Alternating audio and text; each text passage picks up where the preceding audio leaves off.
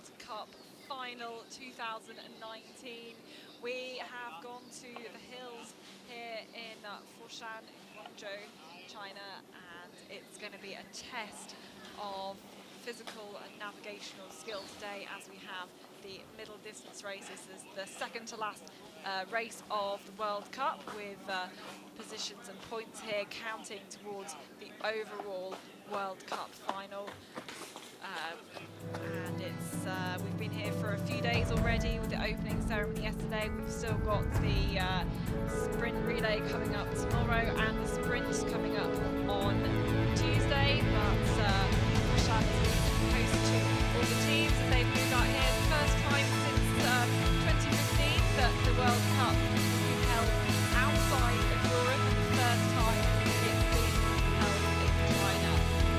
Teams have been taking the last few days to acclimatise to the temperature, the heat here, the humidity, the time zone as well. They've been taking part in a lot of events to get an eye into what the mapping style's like, to what the terrain is like, and to what orienteering is like here in China. Of course, many have been to things like Park World Tour, Beijing O Week before, historical road championships, but many have not been to this part of the world before.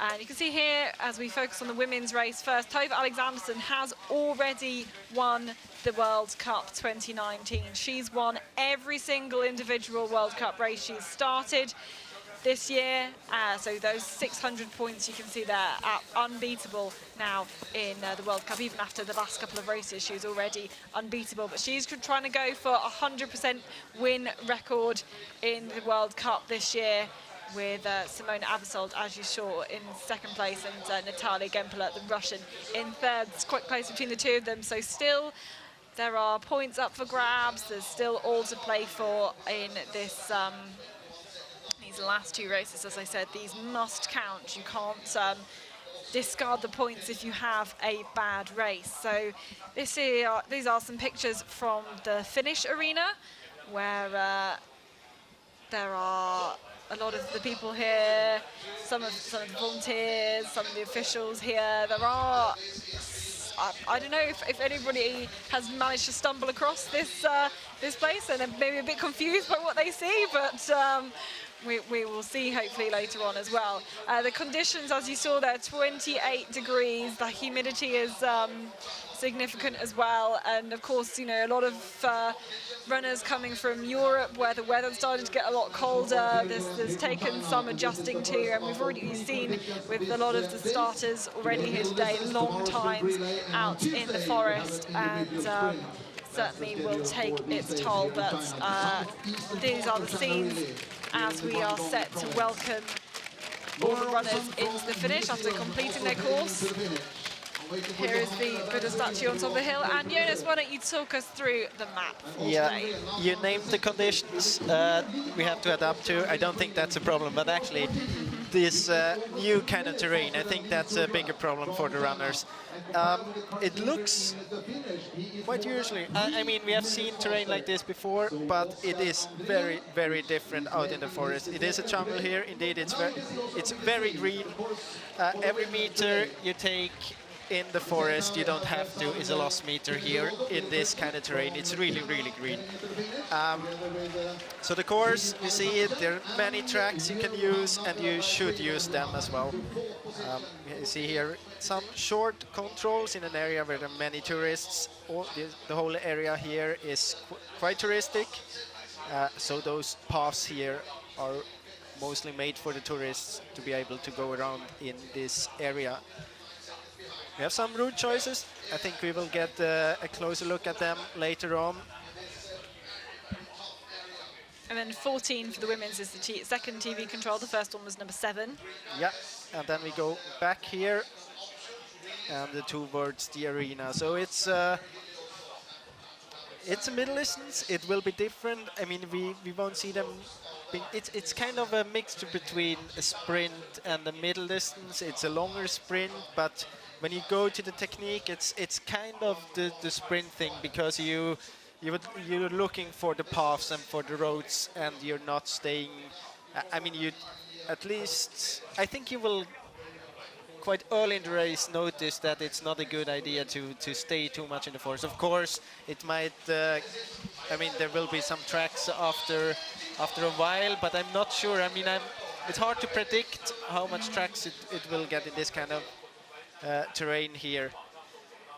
But it is very, very different to running in Europe, and the problem is, I mean, the technique you will get it. You will have to go around a lot, but you get a picture in your head when you look at the map, and you have to get it to fit with the picture you actually see in the terrain, and that's the difficulty. It looks so different to what we are used to from or like from Europe. And here we see some of the route choices. My guess would be that they will go for the blue one after having run the model event, and also maybe after taking a look up in the terrain. It's very steep and it's very green there, so... Or they'll take a mixture between the blue and the red, I think. Yeah. How about this one? Here we have also some different route choices. In my opinion, it's always a good thing to, as I said earlier, stay on the path as long as possible. So green or blue is not a bad choice for sure. Green, I mean, it's better to go downhill in the very green parts than uphill. As I said earlier, it's hard to predict how it will develop, if we will get some tracks or not. This is one of the very nice parts. It's a very small track. Yeah. So that's actually a track that's on the map. So they are hard to see in some parts, and it's easy to lose them. Yeah, they're hard to see in some parts, but some parts they're paved, or there's stones, and they're very easy to see. So there's a real difference in the quality of the paths. And then from time to time, you have some areas which are more open, can be like banana plantation or anything. So it is something different, really. And towards the end, you will get into an area where it is very hard to differentiate between private area where people are living. It almost feels as if you're running through their garden. It is strange. And as I said before, the control here, I mean, this is well picked. It was quite good runnability. It's one of the few spots where we have it like this. There's another route choice here. Green is much longer here on the map, but I mean, it's still an option. Blue is, we will see. It's so hard to predict, and we know from the times here earlier, the splits we have, there are big differences in running time.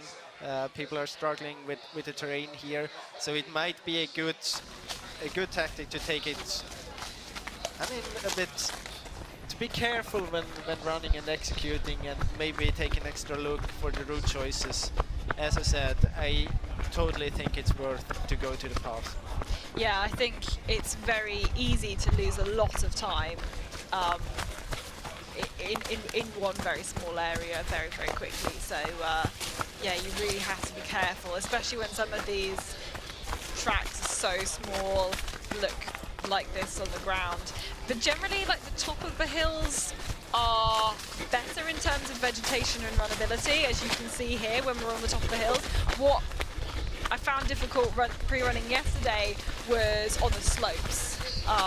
Going up or going down, it's very dry underfoot as well, and you try and kind of grab onto some trees or something to either help kind of stop you from completely falling down the hill, or to try and get yourself up, and they just kind of fall away. Yeah, I mean, I think it's not a big problem to go straight down the hill. When you're in competition mode, you can just go on.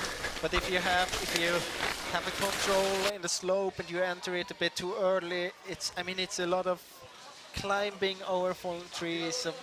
I mean, they're not working in the forest here, so if a tree is falling down, it's just lying there until it's rotten. So you have a lot of, I mean, it comes an aspect of coordination in it as well, and that makes it very hard to run in the slope. And as I said, I'm really sure it's worth to stay on the path as long as possible and then just enter the forest for some meters. And I mean, we have been talking to runners who have been running the model event before, and I mean, they know that. They have seen that there. It's quite similar to the terrain there. Um, I think that's some extra important part here to this race.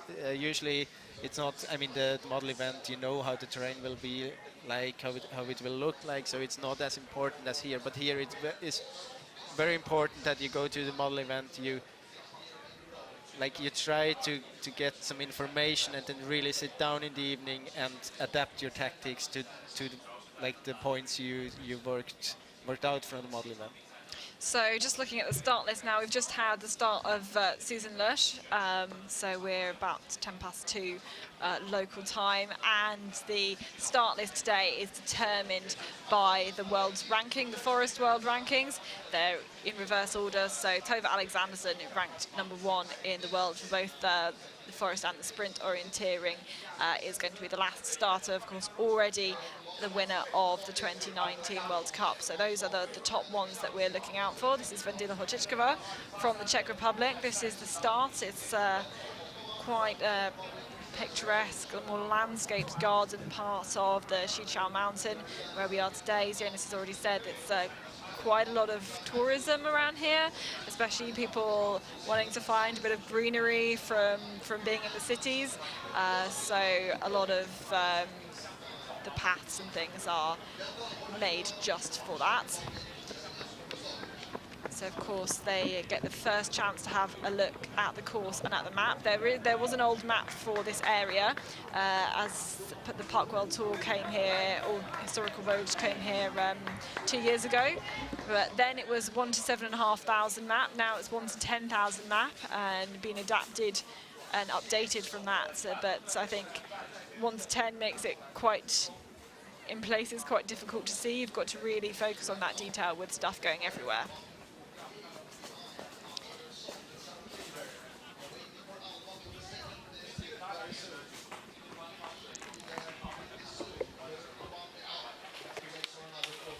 This is Sophie Bachmann on the way to the first split. Here you get actually quite a good feeling how it is in the forest. It is very steep, it is very green, and it's dry ground, so it's kind of slippery as well sometimes. And since there's so much vegetation on the ground, you really have to be careful where you put your feet, and yeah, it's difficult to run. It's difficult to run, definitely. Yeah, and this is one of the few controls where they're not going to see a path between the two controls, not going to see a path or a track, pretty much dropping down on the slope, contouring along. And we've seen already from the pictures of some of the earlier starters that people have had quite a lot of trouble on this slope, a lot of them like dropping too low to see the camera and then having to go back up, or not going far enough along this slope either. I mean, it's both. You have to be very careful running, and the visibility is not very good. You have to keep on orienteering at the same time, and I mean, both parts are quite difficult when it's that green. So it looks very slow when you see the runners here, but it's steep and it's green and it's not too easy, because as I said before, many of them will be struggling to get the picture they see on the map fitting to the terrain. And we've seen this a lot already from some of the earlier starters, people pausing just here and looking around for this control, and quite a lot of hesitation in this point. The current leader at this control, this is number 7, is Alva Olsen of Sweden, Ingeborg Eder second. Now we've got some tracking, and this is a route choice straight out of the start point. Do you choose to go round on the tracks, or do you try and head up this hill? You can see what slow going it is there, but then you get up onto this point and then it's pretty decent. So Shengyan Hao faster to that point, and she's still the current leader at the finish. And I really think it's a big advantage to know the terrain here. So, I mean, we have had some Chinese. Obviously she was participating in the Olympic Games earlier, I think. Yeah, I think that's what we've heard, and people are maybe surprised that she's currently leading, but know that it is possible that it can be the case. Well, I think it's not impossible. We have heard of other races where we had the results which were not really what we expected, but Yes. here I think this is really possible because Yeah. she is an orienteer. She has good results from earlier. Yeah. And this kind And of she's terrain, known to be a fast runner as well. of course, and this kind of terrain is so special that I really think that many of the runners, they struggle to just get along with it and get used to it. And I mean, that's a big advantage for the Chinese runners here. They know what to expect. Yeah, I think there's just those extra seconds and extra brain power needed to make the map fit with the picture that you're getting, and that just takes a little bit longer, and requires some more energy, makes you hesitate or makes you doubt yourself, and it's really difficult to be able to attack it the whole way around. So Lisa Risby next to start, and we're getting towards the later stages of the start list now. 97 women in today's competition.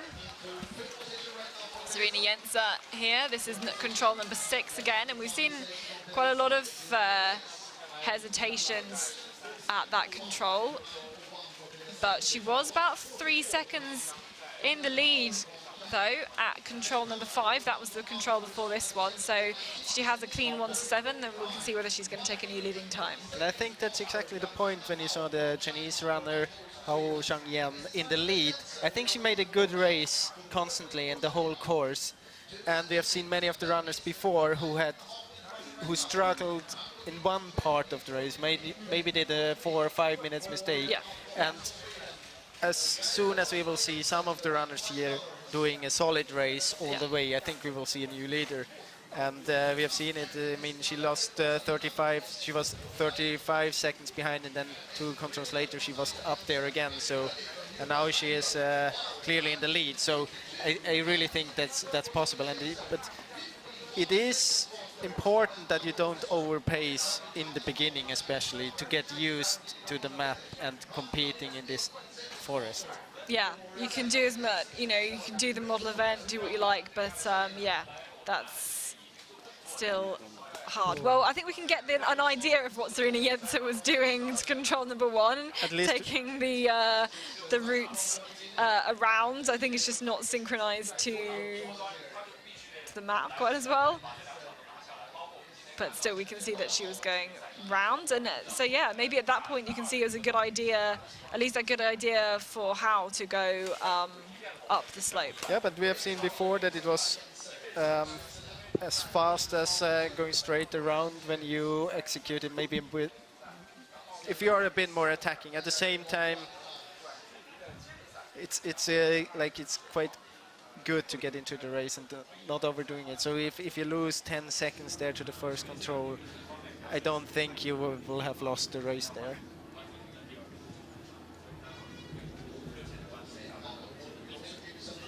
This is Caroline Götterup from Denmark, and this is an interesting area to look at.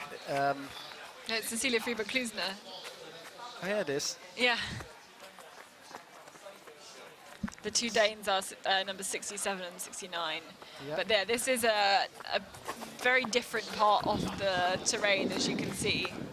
Orienteering here is not very difficult. It's mostly made for maybe for the TV production. Yeah. But I mean, the orienteering part overall, it's not difficult orienteering. It's just different. Yeah, I think if you look at the map by itself, you think, well, this is very easy. There's a lot of tracks. You can see that's clearly going to be how people take the route choices. All the runners, speaking to them yesterday, know it's going to be about heading out to the track, taking that route choice. But it's still, we've seen people having lots of problems out here. It shows you it can't be that easy. No, it happens very easy that you miss paths because they are in sometimes they're, as you said, they're paved and it's very easy to see them, and the same size of path on the map can be totally invisible. So it's yeah, you have to be ready and you have to be flexible in your hand. So here you can see Yeah, and that's what I Kleesner said. losing a lot of time just on Don't that. try to go through the forest. Really, try to go out and use the pass. It is faster. Yeah, a You lot see quicker. how she is going around a lot here on this pass, and she is not losing time doing this. And then here, You also see her. They are not going straight down.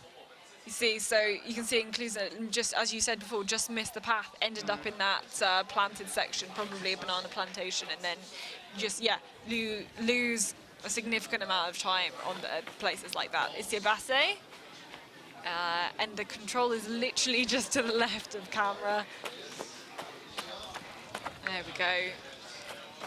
And again, when you're looking for things like this on the map, you're not really sure what it's going to look like and, yeah, exactly what the control is going to be on, just because it's not something you're particularly used to. So that was Isia Basse into control number 6. But she, based on our pre-warning, she's a couple of minutes down off the pace. Selina Jenser still leading at the 7th control, which is our first TV spot. Lilian Forsgren here. And you can see again, she's about a minute down on the leaders. And her too, a little bit quicker into this point.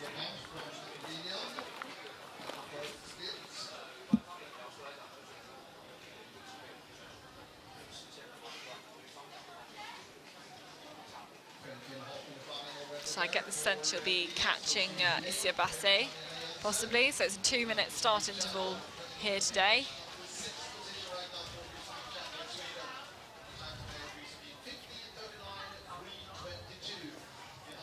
And the pictures here really give you an indication of what it's like. I think the pictures we saw at the beginning of the program, some of the runability just gave you maybe a wrong impression of what it looks. Definitely, this is very relevant here. And I mean, I don't know what the athletes will say after the race, how it felt for them to run here. I think you experience it to run as like you're working orienteering today. Sometimes you get into terrain when you're really enjoying. Of course, you can enjoy that part as well here, but I think it will feel like being at work for many of the runners. I mean, you didn't particularly enjoy free running yesterday. Yeah, I think I've been diplomatic about it now, so but it's always, we have to be fair here. I was running with a mobile phone and the map on it, and also I was running not in competition mode, and that's always a difference. But still, this feels like working orienteering, yes. Yeah. You can still see that impressive start by Shuangyan Hao. For the GPS tracking, we've got a lot of blank spots in terms of mobile coverage, so trying to show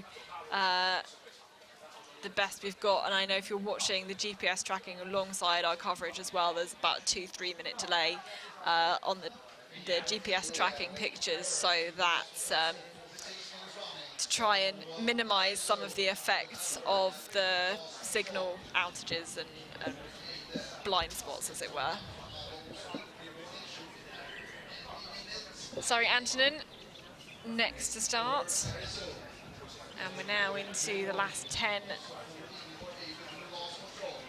starters, nearly into the last 10 starters. Start list has been determined by the world rankings.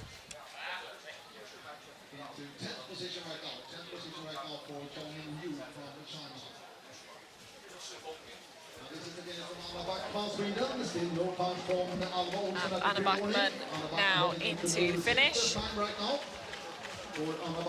She will go into 6th fastest. It's still Shuangyan Hao in the lead, her time 47.17. Vera Klemetinen from Finland is second, Alexandra Enlund is third. And of course the men's competition also alongside Ingeborg Eider next into the finish. And she was actually quite close to the best time at the pre-morning. Lost some time here in the last part. So here she is, Ingeborg, heading into the finish, and a new third. Yeah, you can see here that third best time, 47.48. Expecting a winning time of 36 minutes here. We haven't, of course, got to the really, really fast women at the end of Salis, and one in particular, Tova Alexanderson, the final starter. Now let's have a look here at some of these later parts. This is where we've had our cameras in this open area, and the timed control is 14. We haven't seen much of that yet. And also waiting for Oscar Andreasson to the last control. Oscar with a clear lead at the pre-warning. you can see Ingeborg Eider still slightly further behind Shang-In Hao. But my guess is that we have some very green parts in the last two controls. I think that she lost some time there, just getting stuck in this green area. Elena Ross. And you can see from the green colours that she is having a reasonably good position at the moment. That was definitely some sounds going on in the terrain there. I'm sure we'll see, well, you can't really see anything in here. It's green and dark and tricky.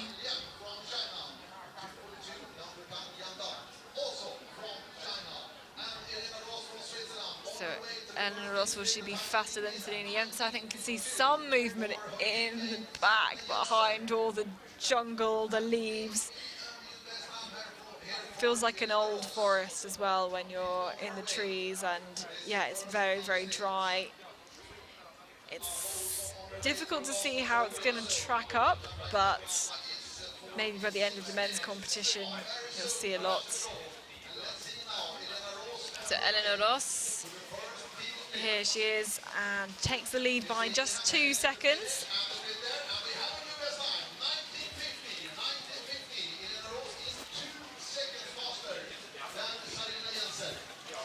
And she's caught up 4 minutes on Alexandra Hornick. You can see her there, the pole. So Alva Olsen here, up the stairs, that's the last control, around the building and then into this square for the finish. And it looks like she will set a new fast time. So the first one to go faster than the Chinese athlete, Hao, who's been leading for a long time here. And Olsen goes 46.26.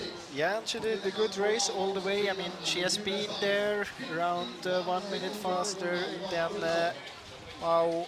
almost the whole course. So no bigger mistake. And I think that's the key today. I mean, we don't know how this time will what position she will end up, but I think it's not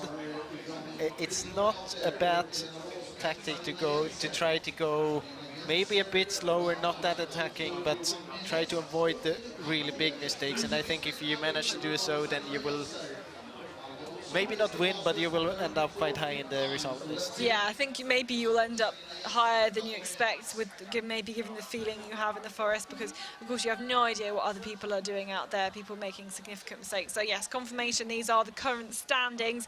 Alva Olsen taking that lead, 51 seconds ahead of Shang-In Hao, with of course their best runners still to set out into the forest as well. But at least in these first 10 runners, not too big time gaps. Of course we can't see all of those. You see, yeah, as we drop further down here and you're getting to more than 10 minutes off the pace, then yeah, really big gaps starting to open up in the times. So back to the start. Sara Hagström on the start line.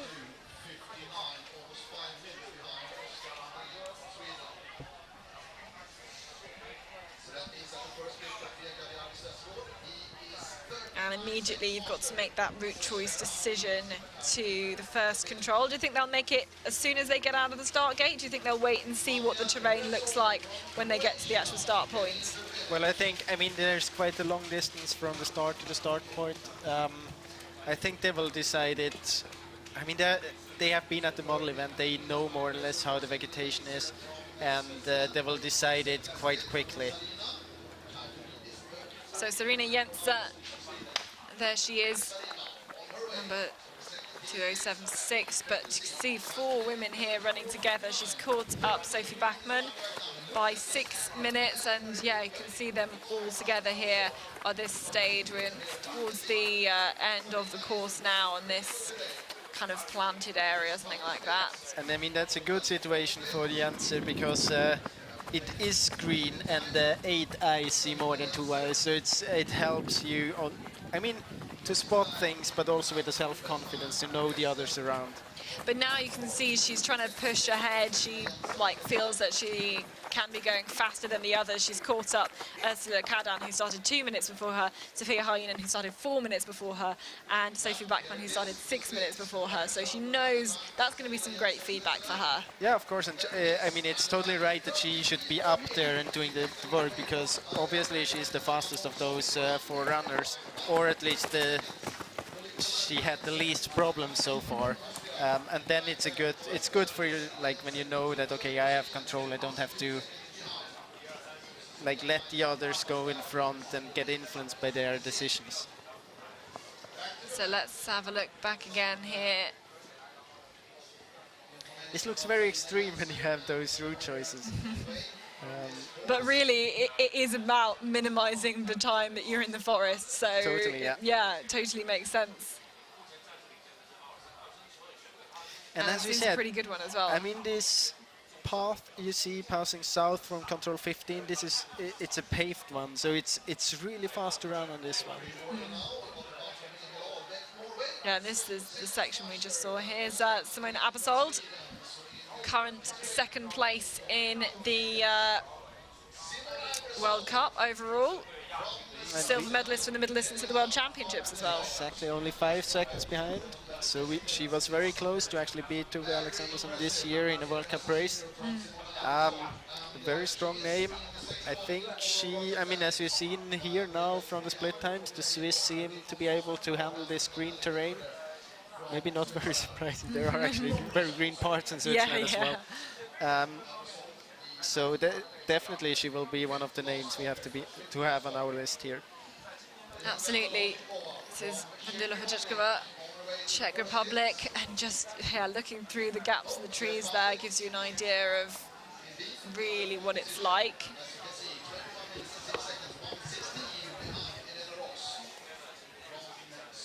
Susan Lush, I think. Yes, indeed, from Germany.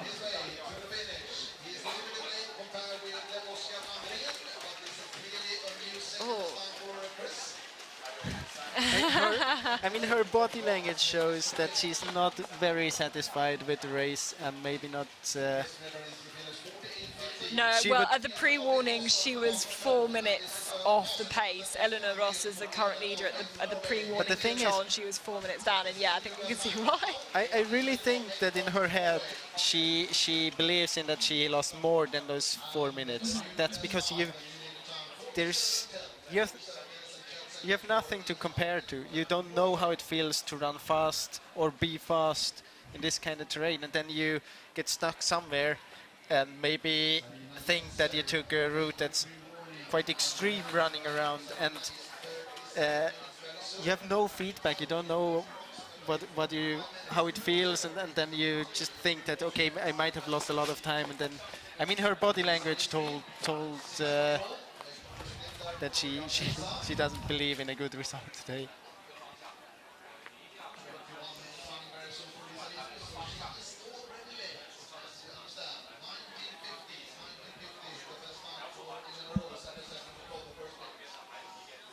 I'm just looking at the control description for this this one, number 6, which is like the monument, the pillar, southwest side. So I think people are expecting to see it on that kind of rocky pillar that they see there, and not kind of on the edge of the cliff. Yeah, but that maybe you could describe it as that. But I mean, it's correct. I think the control is. I mean, do you have this? Yeah. If you think of the whole structure as being that symbol on the map, then it is on the southwest side of it. I think people are looking at that kind of Building. the structure, stone pillar thing, and they're thinking it should be on that. So this is again what you were talking about earlier with what the map and the mental picture that you have in your head, and you're trying to imagine what the control will be like, and then you're having some problems because it doesn't match what you expect. Lisa Risby there going into 8th place.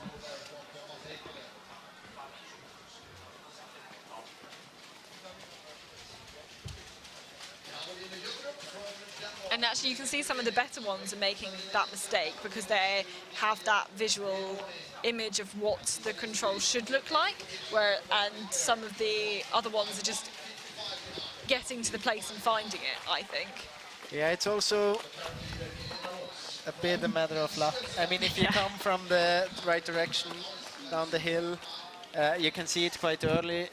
If you might get stuck and running around some green, you might not see it, and then you go as close as possible to this structure, and then you don't see it from the beginning. So it's, yeah, might be a bit luck as well in it. Yeah. So Svetlana Mironova, the Russian, experienced Russian runner, and we'll get her time when she goes towards control number 7. Does look like she's over a minute behind our leading time though. Eleanor Ross of Switzerland still leading at the first TV split, which is control number 7 if you are checking that out now. You should be seeing Mironova coming through the terrain. I think there we can see some movement.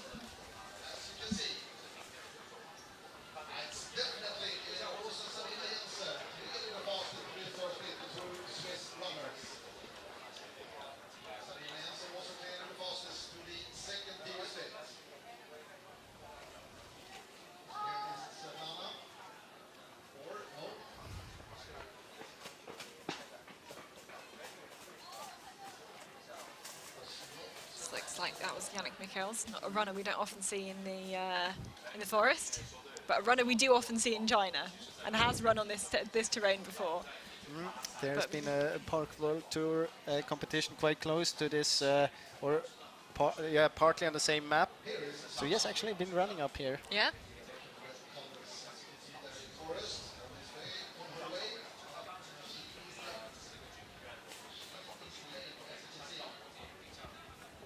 So here we have Mironova punching the control there.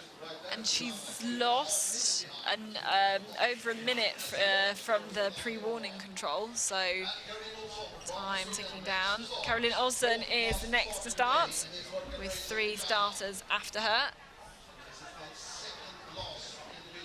Had to pull out of the World Cup in Switzerland with she's been battling injury problems all year, managed to make it to the World Championships. So I think some questions about her form going into this World Cup final. Definitely, and then we'll be trying to reset again for next season.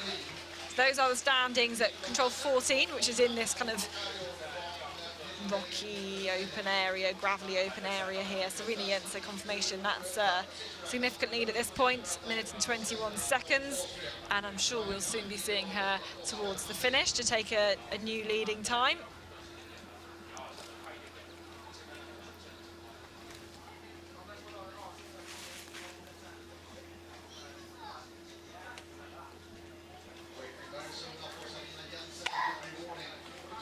And at this point, it's hard to make comments about people being behind the time where we're not sure where they've been making mistakes, whether it's been as a result of route choice or missing paths or getting stuck in the green or running slower or a combination of all of them. Hesitating. Yeah.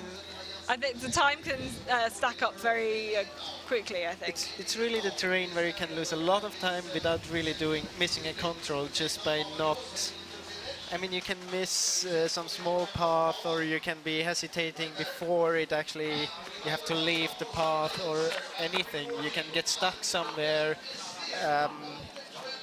You can lose. I think it's extremely difficult to be fast in this kind of terrain. But it's also because, as I said earlier, you don't know how it feels to be fast here. And you have nothing to compare to. And most of the runners haven't been running in the forest here in China, or at least not very often. Or if they've been running in China, it's mostly been sprints, Yeah, exactly. kind of things. Yeah, I keep looking at this control number 6, and more I look at it, I am expecting the control to be on this pillar, on this building, rather than across. I don't think it's wrong. It's just not mapped as I would expect it to be. Like, it's not the image that I would have in my head from seeing the map. It's also that I mean, when you're running, you pass this kind of object, this building, this structure, how it is mapped, several times, and they always look different. So it's you know that it's something man-made and it's something made of stone, but it's different. Can be from like 3 meters big to 5 meters big, or even bigger, and then it's so hard to know what to expect. So Eleanor Ross, who was our leader at control 7, you can see by the 2 seconds there, looks like she's, oh no, well, I was going to say she's lost a bit of time, but in fact that's not even the control we're getting the time from. It's going to be the next one. So she has some other runners around her. Well, that was the control we were meant to get the time from. She's maybe 4 seconds behind, something like that. So pretty close between Jense and Ross. She was 21 seconds. Yeah, ahead. at the pre-warning control. So a lot of changing positions. But that's her going down towards control number 15 now. Only a few more before we see her at the finish.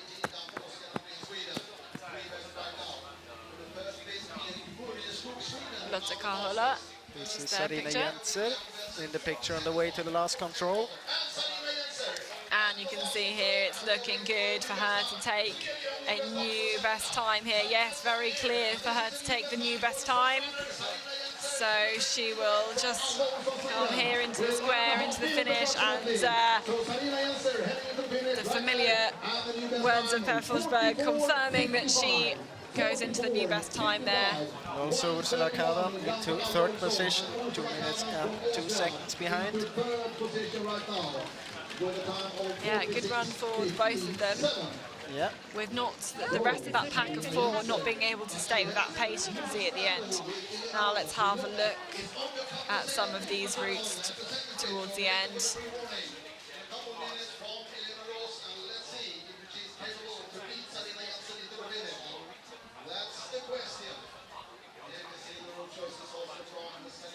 This part, they don't really have this part here down to number 20. It's quite green around there.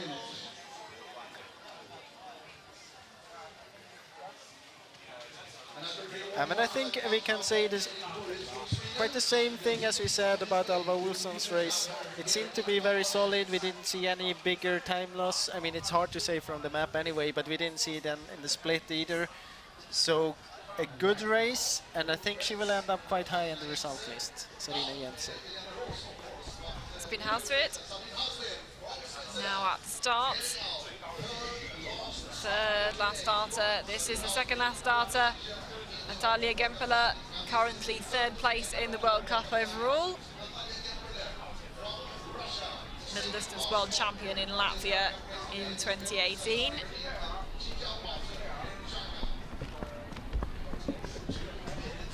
And she knows that good results these next few days can put her in 2nd place. And we've also had Tove Alexandersen here. And this is the big question we will answer today, or at least partly answer today. Tove Alexandersen is after a 100% individual win record in the World Cup. Nobody's managed to do it before. The perfect season.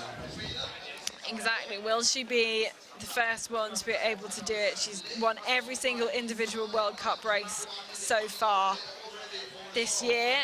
2 more to go. Can she make it 100%? She really is motivated and will be fighting hard to target this. She's a very strong runner, and especially when it's physically tough. So I think it will suit her pretty well, as much as it will suit anybody. But back, we're looking towards control 7, so Sara Hagström here, but you can see, yes, she's already lost time. And still more hesitations into the actual control itself, but then once you spot it, can be dropping down the slope into the actual control itself. So into 14th place there.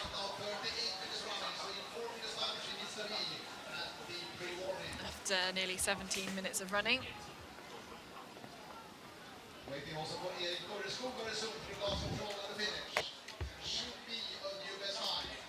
Right now we have Jakob Jensen from Denmark in lead, 45 and 46. Same route choice here to the first control, but then we see that Hagström also tries to stay in the forest there, and even if she didn't lose a lot of time, I think it was not worth to fight through the green there. There's a bigger risk, and it's not really much faster. They split up there. Would have been interesting to see the I want to result see of the that. rest of that, because she lost 2 minutes somewhere. Denisa Kosova. Also, she just needs to go a little bit too far, but you can see, in fact, we haven't seen a lot of these later starters make this kind of mistake.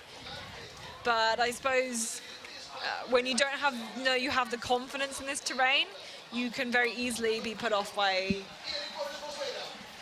the camera making you overthink it all, and you just want to get out of sight of the lens, I think.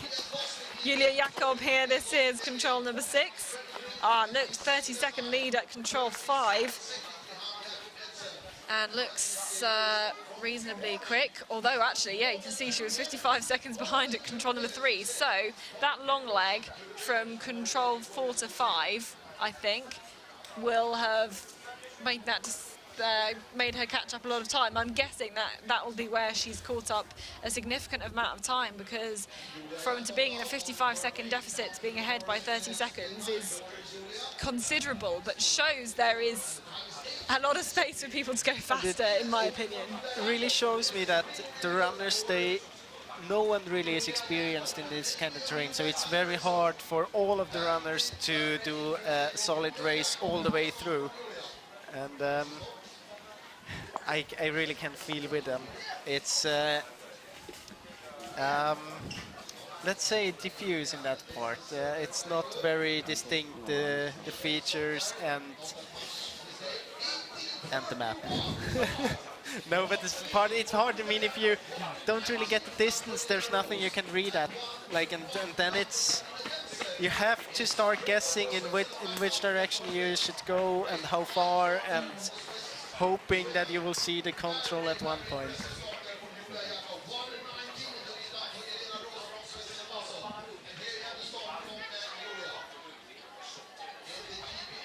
So let's have a look at Jakob and Niense. So we know by control 3, Jakob was 55 seconds slower than the leader at that point. We've lost Julia Jakob's track there. We're waiting for Simona Abersold to the first TV split. Yeah, this is control number 6. Here she comes. You can see really the kind of steep slopes that we've got here. It's very dry, and you could also see that there was no hesitating there. She knew where to go. It looked fast down the hill there.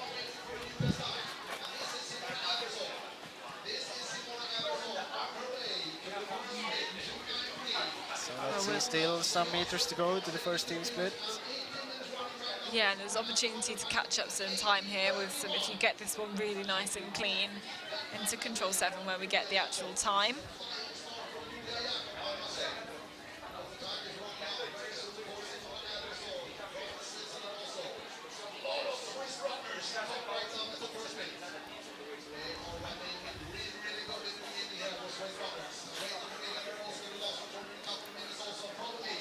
So still looking out for Simona Absold at control number 7. And we know that Elena Ross is on her way towards the finish at some point. You see Absold now, the time taken by Julia Jakob, still our leader at this point. And she needs to be a little bit higher up. Oh, yeah, my feeling is she's losing time there again. There's hesitation. And it's really hard to kind of see. We've seen people looking around this forest and just not spying the control, but this is big time. My guess is that she was, I mean, she had the right direction, she had quite a good speed, and she saw the camera. Yeah. And that's where you start hesitating, because usually from the position where you have the camera, you see the control. So you stop and look around, you don't see the control.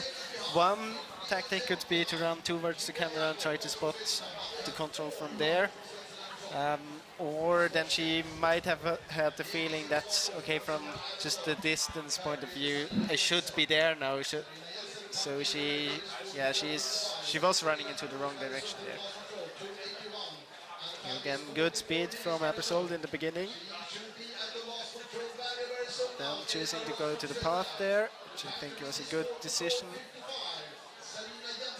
Also here, running on the path for and a long a time. small mistake from Jense, I think, possibly. Yeah.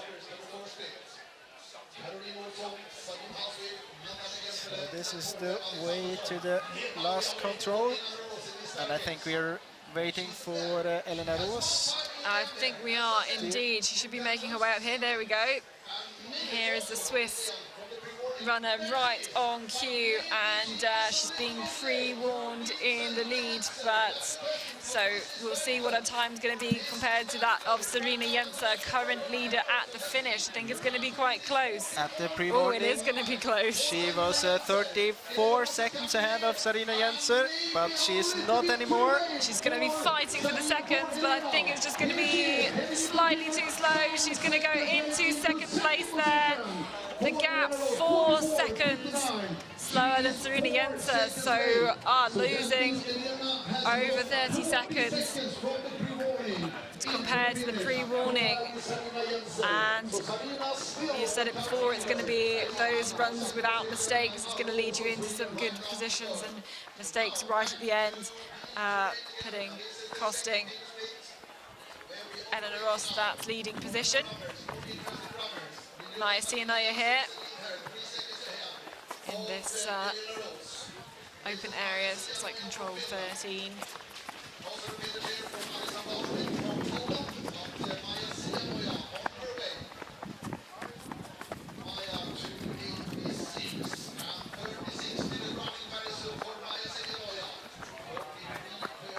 On her way to control 14.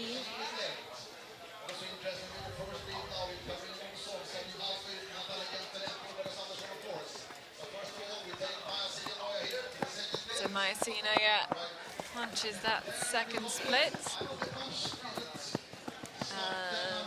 We haven't got the punch come through. But it's about, well, from what Per Forsberg is saying, about 8th place for Maja Sienoja at the second TV control.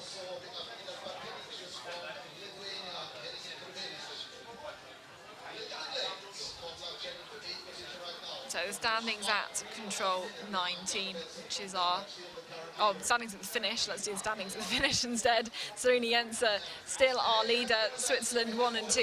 Elena Roos only 4 seconds behind. And then you can see great running from the likes of Alva Olsen and Ursula Kadan. Kadan and Jense finishing at the same time.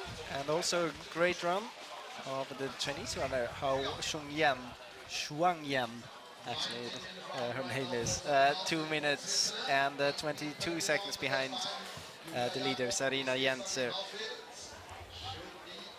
And So here it's we like have Caroline Olsen and Sabine and Hauswirth. so Sabine Hauswirth just caught up Caroline Olsen by 2 minutes. First split. Lotta Karola from Finland heading into the finish. At the same time, we are waiting for the one from Sabine Hauswirth from Switzerland.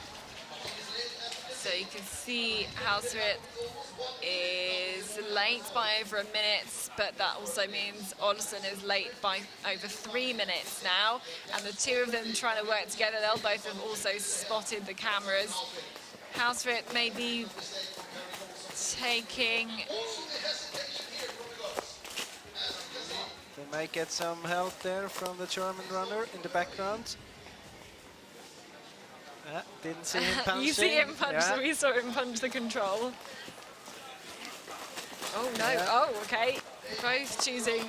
You also heard that And they the were same talking thing. to each other. Yeah. And now I feel like Caroline Olsen knows that Hauswirth's going the wrong way, but she doesn't want to go too far. Yeah, she might have seen some other runners as well. Yeah, We see yeah. them coming from A the little top bit there. higher up, yeah.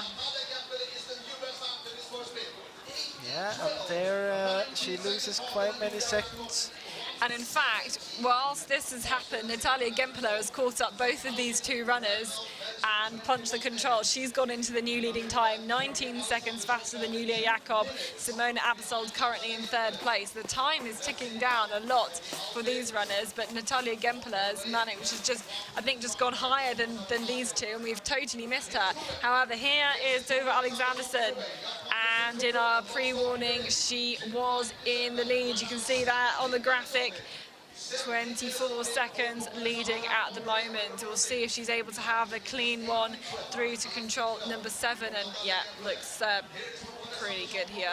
Yeah, it's a good decision to stay quite high up there. Let's see. I mean, we have seen many runners struggling with that control. Still Absolutely. looks to be good here. So just quick words, Hauswirth went into 7th place, Olsen into 29th, and we can see she's kind of, I think, a bit too high up at this point, maybe. Yeah, but that's not a big It's time not, loss no. here. Only, let's say, 4 or 5 seconds. Yeah, small hesitation, but still that lead, 20 seconds. And more importantly, she hasn't lost time at this point. We just saw the damage that's been done to Hauswirth and to Olsen. Let's have a look. They're all choosing to go round this point. We've only really seen the Chinese athlete Hao going up this slope, having the confidence in the terrain to go up that slope. I mean, it's a safe plate if you go around there. You know that you won't lose a lot of time doing this, and if you're not very used to the terrain, I think that's a very good decision. And a good decision for the first control. Of course, yeah.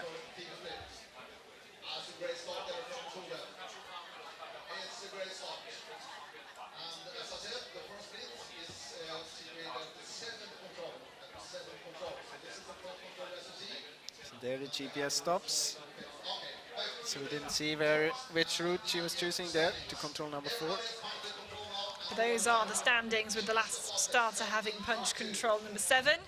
So 20 seconds in the lead. Natalia Gempler also started well. Julia Jakob going well too.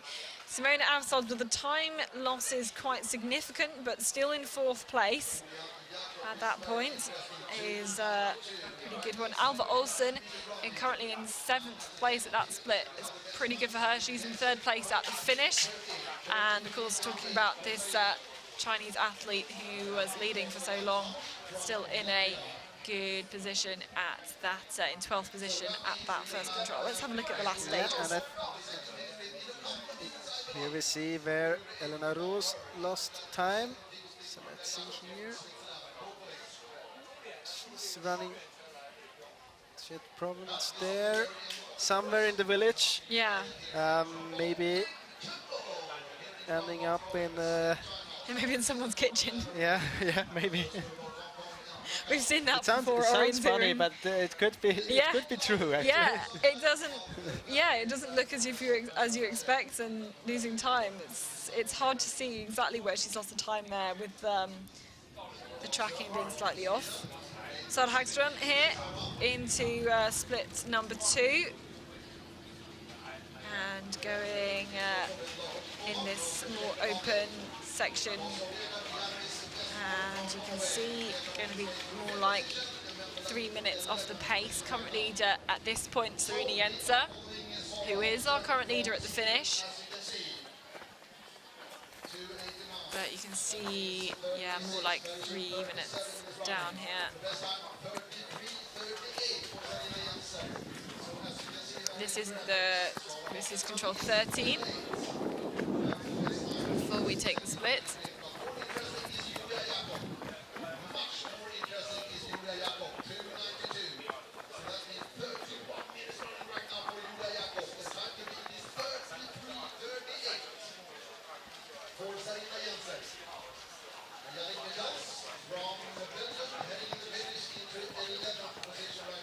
So Sara Hagström into 10th.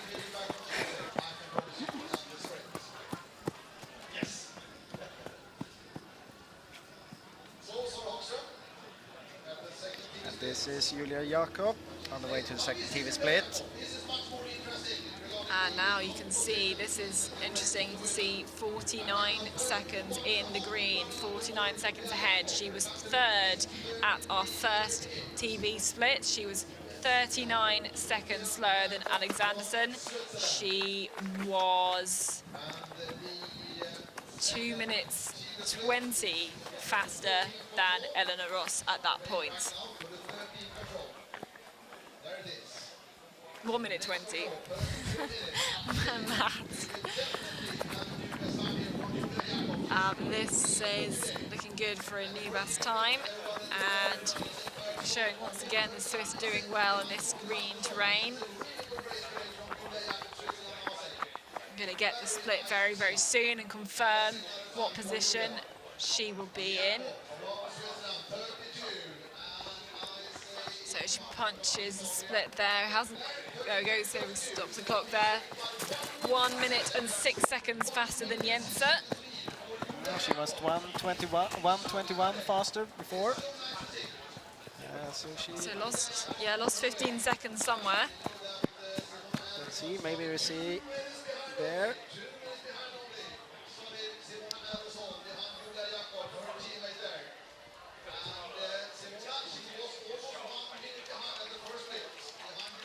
Seems to be hesitating there. Yes.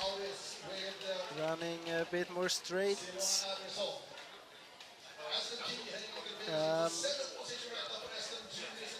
It's so hard to say which route. Okay, here they split up. So it might have been a good decision to go more around there to control 12. No, I feel there was a hesitation though on the kind of on the slope out of Yeah, but 11. I don't know if it was 15 seconds really. No. This is not Simona Andersson. This is Florian Schneider. I mean, it's a right kid, so... Yeah.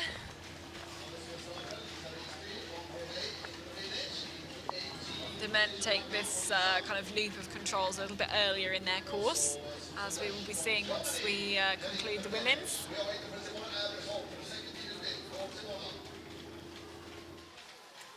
Maya Sienoya here up the steps. This is the last control for her. And looks good for a top 3 finish for the Finn. She rounds this corner. You can see she's not going to make those top 2 spots, but yes, it will be the 3rd best time for Maya Sienoya here. A time 46.23, and long times.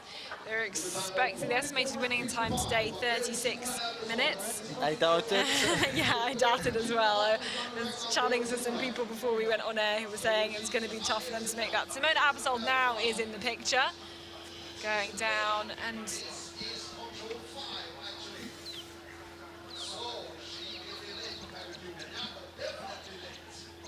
I feeling that was a bit of an odd direction. Oh no, maybe not an odd Control direction to 5 come it up to was. control Yeah. on the men's. Yeah, no, that's okay. So we will have a look now and see where this puts her in the She lost some positions. time here. But let's see. So she was about a minute slower than Julia Jakob at control 7. Now on the way to control 6. Control 13 for on the women's course. Oh yeah.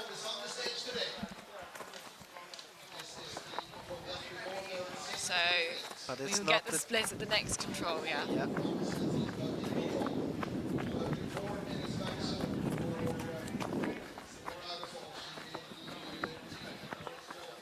Yeah, so she definitely lost some time there somewhere.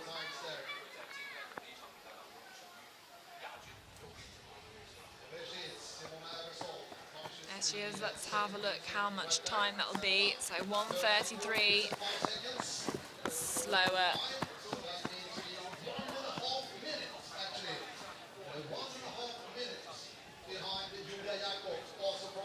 Slower than Julia Jakob here. Here we have the 3 Swiss runners together in this GPS. Let's see. I think it's mostly to this control 12. Yeah, it looks like there was a hesitation there. Here especially, she was standing for quite a long time. Simona Abersold. And Jakob and Abersold, they went more straight there compared to Sarina Jensen, who's running all the way around. Got a very easy entrance there to the control.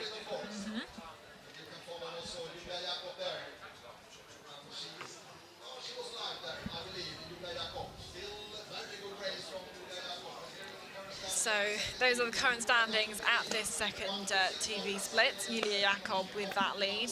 Switzerland 1, 2, 3. Still the Chinese athlete in 6th place at that point. But we've still got, well, we can kind of count Sabine Hauswirth and Caroline Olsen out after we saw them making that mistake, especially Olsen, who was caught by Hauswirth. But we're still looking for Natalia Gempeler and Tove Alexanderson to make a kind of impact in the standings at control number 14, and both of them have been pre-warned, so we should see them at that control very, very shortly. The Russian is the one we should see first, and then the Swede Alexanderson. It's a 2-minute starting interval we've had today in the forest for this middle distance race. 5 kilometres for the women.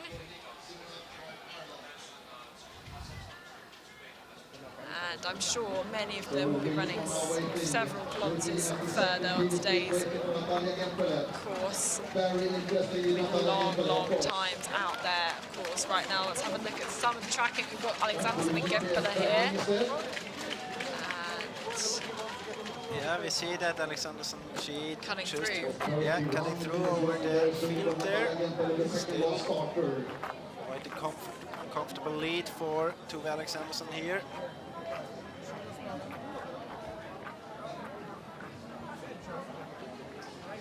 See if she will choose to go around there as well, or if she will cut over the hill. We will not see it, at least this time. No, but we now have Natalia Gempeler, and you can see she's been around about between 20-35 seconds slower than Alexanderson most of the way round, so you can see she's had pretty decent speed. Not too many mistakes, but we will get her time now soon into the next couple of controls as we follow her on this track. And again here, all the tracks look slightly different. It's another challenge for the orienteering. Ditches all look quite different as well. So let's see what this is going to be. This is the control before the next one is the one where we're going to get the split. Hauswirth is here as well, so she's managed to kind of hang on to Gempela, or at least maybe catch her up actually a bit. Well, Kevin is not there. no, not that I've Anymore. seen. Questions were being raised about Caroline Olsen's running form with injuries this year and missing World Cup round 3. So, yeah, we can't see her behind there. But let's have a look. Vitalia Gempela is going to punch this control. She's going to go into a new leading time here. 8 seconds ahead of Julia Jakob. But still with lots of orienteering to go, because we saw the moment where Eleanor Ross lost the lead. Very close. So here is Tova Alexanderson. You can see there, green lights all the way, been leading for all of those controls, and we will soon be able to see if she's been able to take even more time on this part, this faster running part of the course. We can see that she was choosing to cut through maybe a lot more than the other women, feeling confident in the way that she's running through the terrain, and I think that is going to prove the big difference here today. Although, has she dropped too far down this slope? Yeah. I think that's a mistake. Yeah, I think that is. We haven't seen the others going quite that way, but you can see there's loads of people by the control. Yeah, the control is more up to the right there. Yeah, she's going to have to cut through a little Well, bit. It's barely anything. But it is a mistake. It is a mistake. Some seconds, let's Yeah, say 15 seconds. I think it's not going to be worth. Well, I guess it's around 10 to 15 seconds. Okay, well, she has a lead of 46 seconds. So still looking for good for Alexanderson. And I feel like she's going to be, of any runner, she's going to be one feeling more confident in her ability to push through this kind of terrain. You see it. Here, as you can see, this mistake just dropping down a little bit too much. I think it was, I mean, the GPS is not very Yeah. accurate. It was one path down. One path too far to the north. So Hagström finishing there in 10th place, and Julia Jakob is on her way to the finish as well. And this is going to be a fantastic new best time here for Julia Jakob as she crosses the line. And I can hardly believe she's gone 2 minutes 27 seconds faster than Serena Jenser. Yeah, I mean, she was 2:20 ahead at pre-morning to the finish. What was the lead before there compared to Jensen? That was about a minute at the TV, or a minute and a half maybe. So definitely a good finish, but I mean, we had her compared to Elena Ruas in some parts as well. Of course, she lost half a minute there in the end. But a good race, very good race. I mean, without any mistake of Alexanderson and Gempel, I don't think she will have a chance to win this race, but very good, very well executed, and good performance here. Good team performance as well from the Swiss runners. Yes, Julia Jakob, Serena Jensen, Eleanor Roos taking the top 3 currently at the finish. Let's have a look and see if we can see how Jakob managed to take that. Well, it's It's really hard to tell. yeah, it is. But she went around there. Most of them did. Yeah. Maybe just having that confidence and having that maybe a small hesitation from it's hard to tell with the tracking, but just maybe having paced it better with that extra gear to take up when you know you're heading for the last few controls as well. Yeah, I mean, it's hard to analyze the details with the GPS tracking. You can just have that guess. So, yes, the confirmation, those are the current standings at the finish.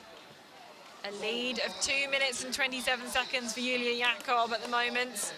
Serena Jensen in second, Eleanor Roos in third, Maja Neuer in fourth, and Alva Olsen, the best Swede currently.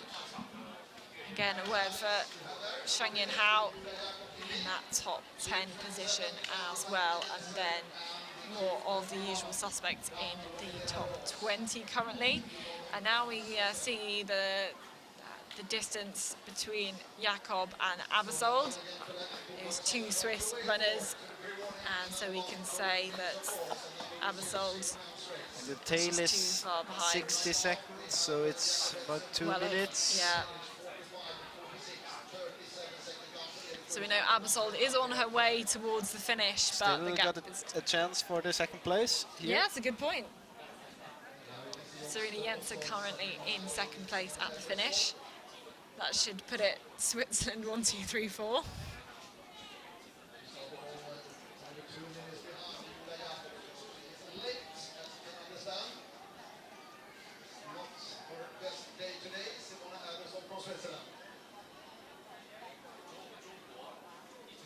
So we are live with Simona Abersold as she just makes her way through this village here, and then up. She'll go up the hill towards the last control, where we will be able to hopefully see her making that ascent. And we can also I know, I don't know whether we can see comparison with Gempel or not. This is Abersold into the finish. Currently lies second in this World Cup, but you can see that she's lost some time. In fact, 2:26. The gap in the finish is 2:27 compared to first Serena and Jensen. second, yeah. So this will be very tight here.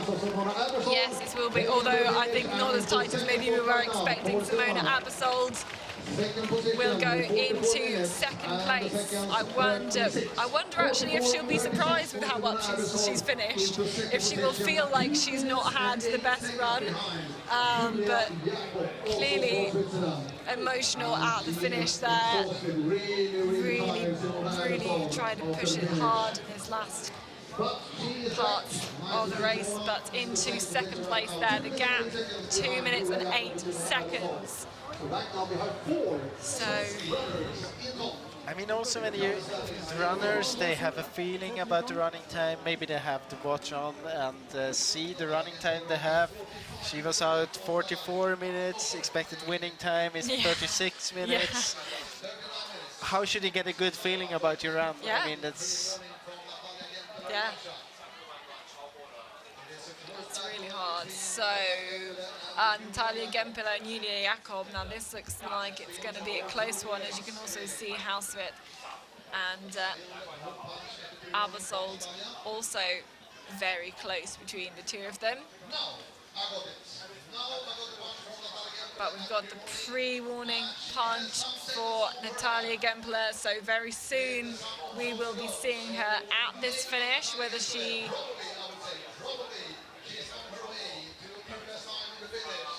will be able to get a new best time here. She is the second to last starter. We've, of course, not going to forget about Tove Alexandersen.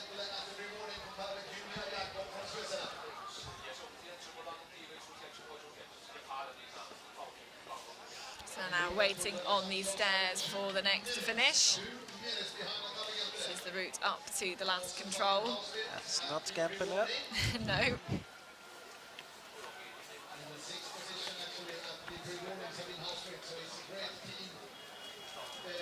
But we are waiting.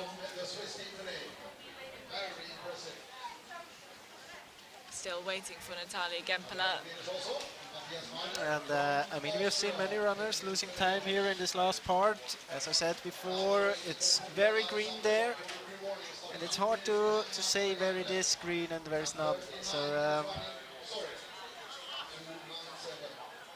there's still a risk to lose time in the very end. You have to be focused all the way, at least to the second last control, or to the last control. And if we remember Elena Roos there, losing time from the second last to the last control. So waiting for Natalia Gempel, and we have the punch also from Tove Alexandersen. It's going to be close between her and Natalia Gempel, though I'm a bit concerned we haven't seen Gempel at the moment. It's very close, 4 seconds Here she is. between Gempel and Alexandersen. So it's going to be really tight, I think, at the end. You can see there Gempel only 4 seconds behind the time of Tove Alexandersen. And Gempel here, so is she going to set a new fastest time? It looks good. good, but it's not going to be by very much. And I think Gempler will have, well, I don't know, maybe lost some time. It's going to be really hard to see. So let's have a look now. And Gempler sets the new best time, 42 minutes 3 seconds by 25 seconds. So Gempler takes the lead, and now we wait for the final starter. She's got all of the controls now, and that's surely going to put her in a great position for the World Cup overall standing. So now we just wait. We've got a minute and a half to wait, and we can see if Tove Alexanderson is able to take another win. It is going to be close. Looking at our pre-warning, she was only 4 seconds ahead. We haven't got her on the GPS tracking here. We can have a look at the comparison between Gempler and Jakob. It just looks that bit quicker. You don't see Alexanderson in the picture. No. Would be interesting. Definitely. Here's Hauswirth. She was together with Gampeli at an earlier part of the race.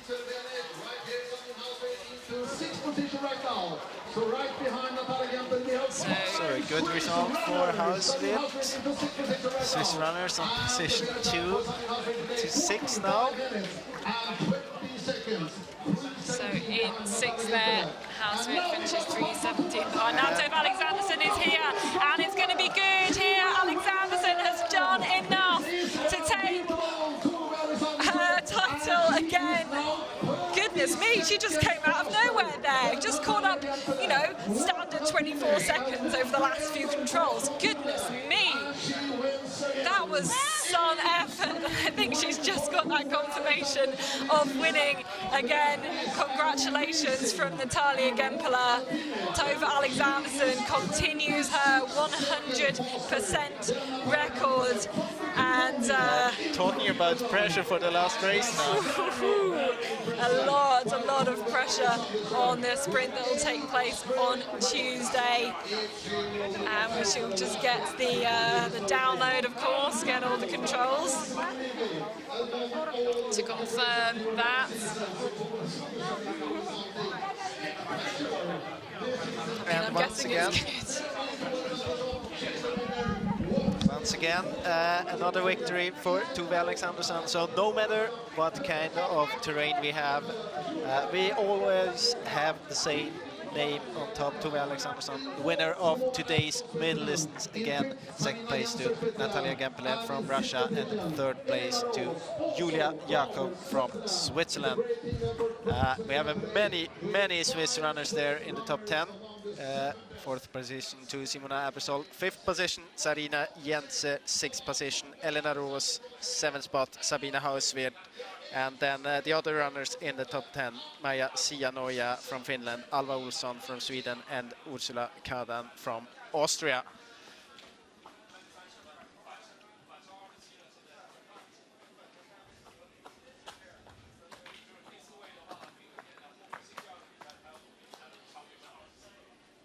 So this is the GPS comparison between the 3 runners in the top 3. Tove Alexanderson, Natalia Gempel, and Julia Jakob, and we see that they all choose to go around to the first control.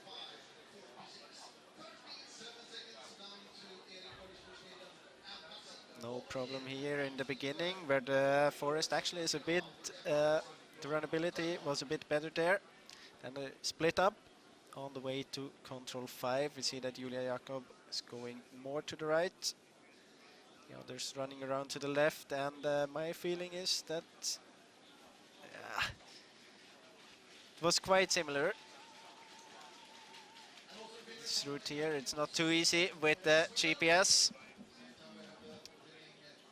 Here, control 7, that was the control we have seen many of the runners hesitating and having problems. Sabine Hauswirth and Caroline Olsson, for example. Another long leg here to control 11. Here the gap was quite big. Alexanderson must have lost some time towards the end, because she was only 4 seconds ahead of Natalia Gempele at the pre-warning. Here we see that they were splitting up again. Gempele going all the way around to the right.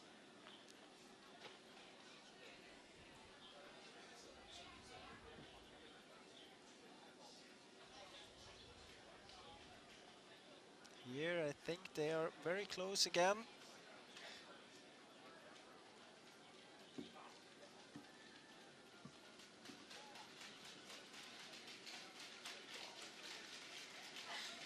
And then here I think both the Russian and the Swiss having a bit struggle in the green area. But now let's hear some words from the winner today, Tove Congratulations, Alexandersson from Sweden. Tove. Another win today. We've seen long winning times here today.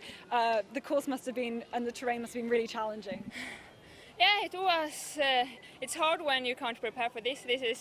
We have nothing like this at home, and I had quite much problem to get into a map and get a good flow.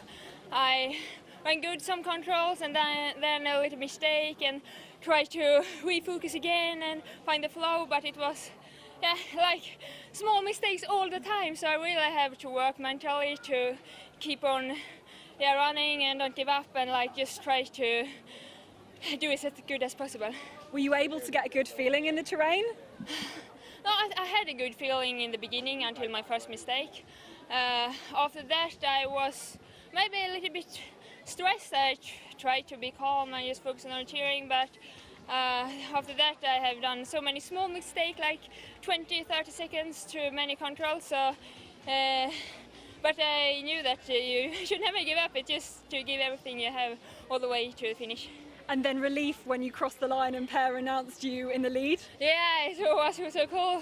I knew that it probably will be quite tight, and so yeah, it was a really good feeling because I have really fighting out there today. It was not easy. And then maybe a little bit of pressure now on this sprint to try and make it 100%. How are you feeling for that one? Yeah, it would be really cool, but yeah, it's really hard to reload all the races this season and be in shape. So I hope I can do a good race, but it will be a really big challenge to reload again, both physical and mentally. Well, congratulations today. Well done on the win. Yeah, thank you. Ja, så vi bygger på So that was Tove Alexandersson, the winner of today's race and the winner of all the races so far in this World Cup 2019. And there's only one competition to go now, the sprint on Tuesday. So it is the final results in the women's race. Tove Alexandersson from Sweden, Natalia Gempele, second place from Russia, and third place to Switzerland and Julia Jakob. Also very good result for the Chinese runner, Xuan Yan Yahao from China, 5:44 minutes behind. A very good race from the Chinese runner there. Yeah, and I think that was a pretty good interview from Tove Alexandersson. She was, oh, you couldn't hear it? Nope. No! I couldn't hear it. They Oh might my have heard gosh. it in the stream, but I couldn't hear it. So tell me what you said. Oh, No. okay. I can if you want. No, everyone has heard it, so I hope so at least. I hope so, because she was making mistakes out there. Everyone seemed to be making mistakes out there, and it's just, I think, minimizing those. And I think you can see as we go down the results list as well, like, yeah, 10 minutes slower. You know, this is only still like the top half of the results list now, and lots of people finding it very tricky. I think people will now be working hard to recover and get ready for the sprint relay, and of course the sprint, which I think a lot of people may be looking more forward to the sprint than they were to the middle distance today.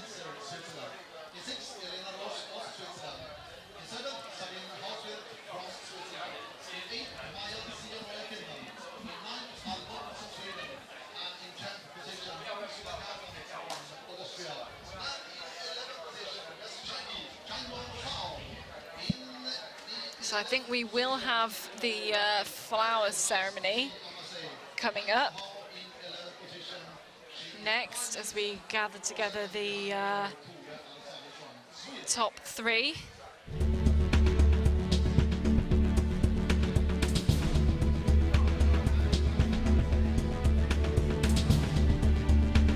So as we've heard from some of the runners, seen from some of the tracking and the images, a really tough middle distance today. A lot longer than we were expecting. A lot of maybe frustrating runs, people feeling like they're struggling with their orienteering, and it was those who managed to keep it relatively clean, being the fastest in the end. The men's race is coming up. We're going to see more of this terrain, see how the best men in the world are able to cope with this, cope with the new challenges. It just looks so different on the train on the ground to what the athletes expect, and yeah. And I think it's, I mean, they told us about what said about big mistakes in this forest, and trying to avoid and minimize the number of mistakes. And I think that's a big advantage for the runners who have actually been at the military world championships here in China, or like at the PVT race before maybe, because then you know that what it is all about. You know that that it's hard to avoid all of the mistakes and not getting nervous when you're actually hesitating at one point, and that you know that you don't have to like try to re-win the seconds you lost at one point, and I think that's one of the advantages. So you can see here what impact these results have had on the standings of the World Cup. Tove Alexanderson maintaining a 100% record, 7 wins from 7, 1 more to go. Natalia Gempel has overtaken Simone Abersol to go into 2nd place with her 2nd place in today's race. Though we have some people on those that aren't here, like Ven Hayu, like Marika Taney, they are not here this long weekend, not made the trip over to China. But now we will have the flower ceremony for the top 3 women. For, of course, the results are made official. We'll have the actual ceremony later on, once the results are confirmed. But in front of this crowd here, we will have the flowers awarded.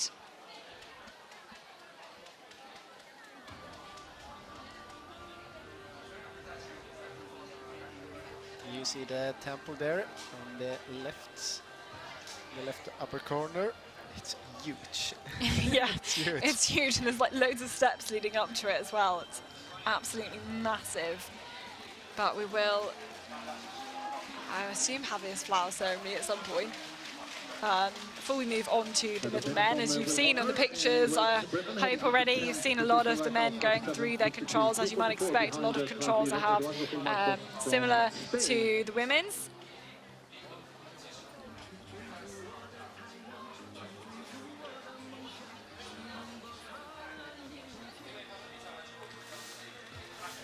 No, I'm going to be really gutted if you don't see, if nobody heard Tove's interview, because it's like one of the best ones. Anyway, yeah, for sure. It genuinely was, though. I think they heard it. I hope so. So let's have a look at the men's standings for the World Cup 2019. Gustav Bergman is the current leader. He is the last starter today. Olaf Lundenes has not made it to China this weekend. Of course, a lot of the top Norwegian men, traditionally forest orienteers, aren't here this weekend. They've focused more on like a sprint team for them, a younger team. But we have got Daniel Hubman here. We have got the likes of Rudek Kral here as well. But let's, before we chat a little bit more about that, talk us through the map. Yeah, we have quite a similar beginning here for the men in this race. Slightly different first control, same second control, and then, I mean, this first part, the runnability is a little bit better. I just want to highlight it's a little bit better. It's still green and bushy, but then we go in quite early. I mean, in the women's race it was towards the end. Now we go in quite early into this open area, TV control there at control 6. Then a longer loop here in this touristic area. It's more. There it's actually more sprint technique you have to use. It's kind of strange with the map, with the scale, that's the 10,000, but it's, I mean, it's doable. Absolutely, yeah. Route choices to control 17 and 18. We'll see them later on again. And then a similar end, but not the same, because here towards control 22, just before, between the pump there and the control. There's some white parts on the map. I haven't really seen them in the terrain, I can tell you. It was the greenest part. It was just a green wall, and well, Well, we will see. we won't we will leave it there. We will leave it there. Yeah, I think we will really have to wait and see what's going on. 5.9 kilometers for the men. Again, an estimated winning time of 36 minutes. They're going to go, if it's anything like the women's course, they're going to go significantly longer than that, although our current leading time, 44:55, is already getting down to what the women's winning time was, 41 minutes. So actually maybe this one's going to be a little bit closer to our estimated time. We're going to see a number of the same TV controls again.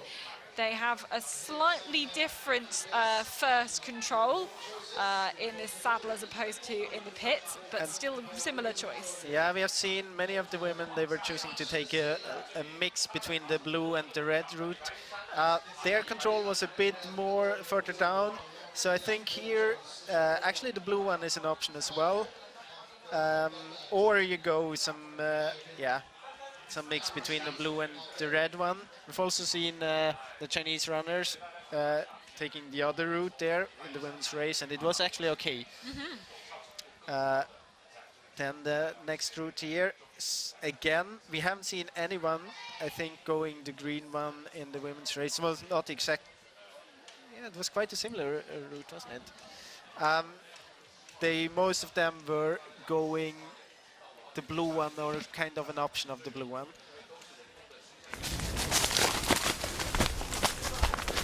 And so we're having a look again at the terrain. These kind of small tracks. You've seen a lot of people like missing some of the tracks here in it. And this is in the very beginning when I said it's a bit more open than in the end. So you see it's not the same kind of bushy here. And especially, I mean, the runner here is running on a path, so for sure. Runnability is good here. Many parts. Yeah, some of the farmlands, a lot of banana plantations as well. But I think this really makes it look a lot easier than it is. This particular route here, not too bad, and at least that when the views from the path make it look quite okay. And it is reasonably okay on the top of some of the hills, but it's really on the steep slopes that it's very difficult.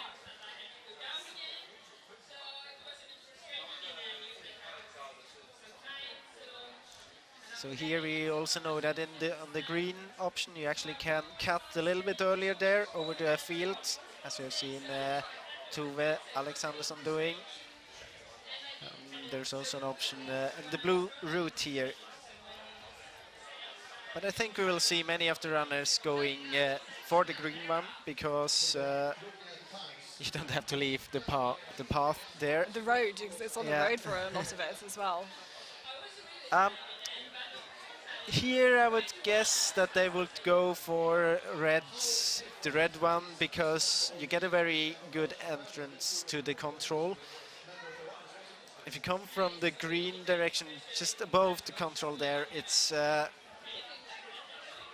kind of green. It's not the same. It's not as dense as it is in other parts. So actually there it is okay, but you don't know it on beforehand. So I think they will go around, and after what they experienced in the beginning, that they will try to avoid the green area there. Yeah, and also having got the feedback from the model events they've been doing, a lot of chat about making sure the tactics are picking the right route choice with heading out to the tracks, the roads, everything.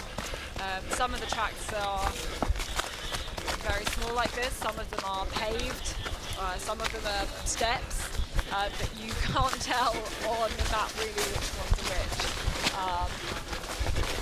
To try and use the information you have to be able to make the best decision.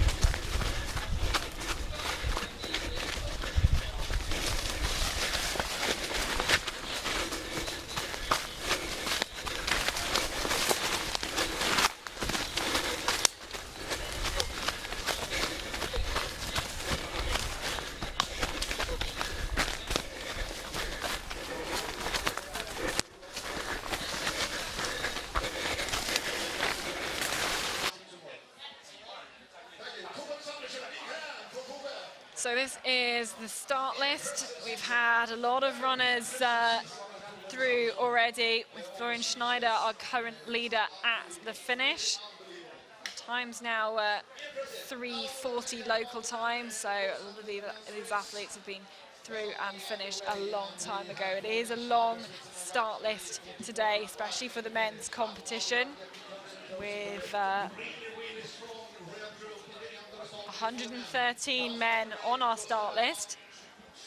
This is done in order of the world rankings, so the top ranked runners will go off last. In fact, the top runner in the world rankings at the moment isn't here. Olaf Lundenes isn't here for today's race, or this any of the races in China. And I mean, this opens up very much. He's still in second position, and he's 74 points ahead of Daniel Hoopman, so it's, I mean, there is 74 points is quite much, but still he won't win any this weekend. So I think that all the runners behind Gustav Bergman, Daniel Hoopman, Wojtek Kral, he's only 7 points behind Hoopman, and Joey Hadorn 8 points behind Hoopman, so they still have a chance to pass Olaf Lundenes, or at least end up in the top 3. So it is quite interesting there.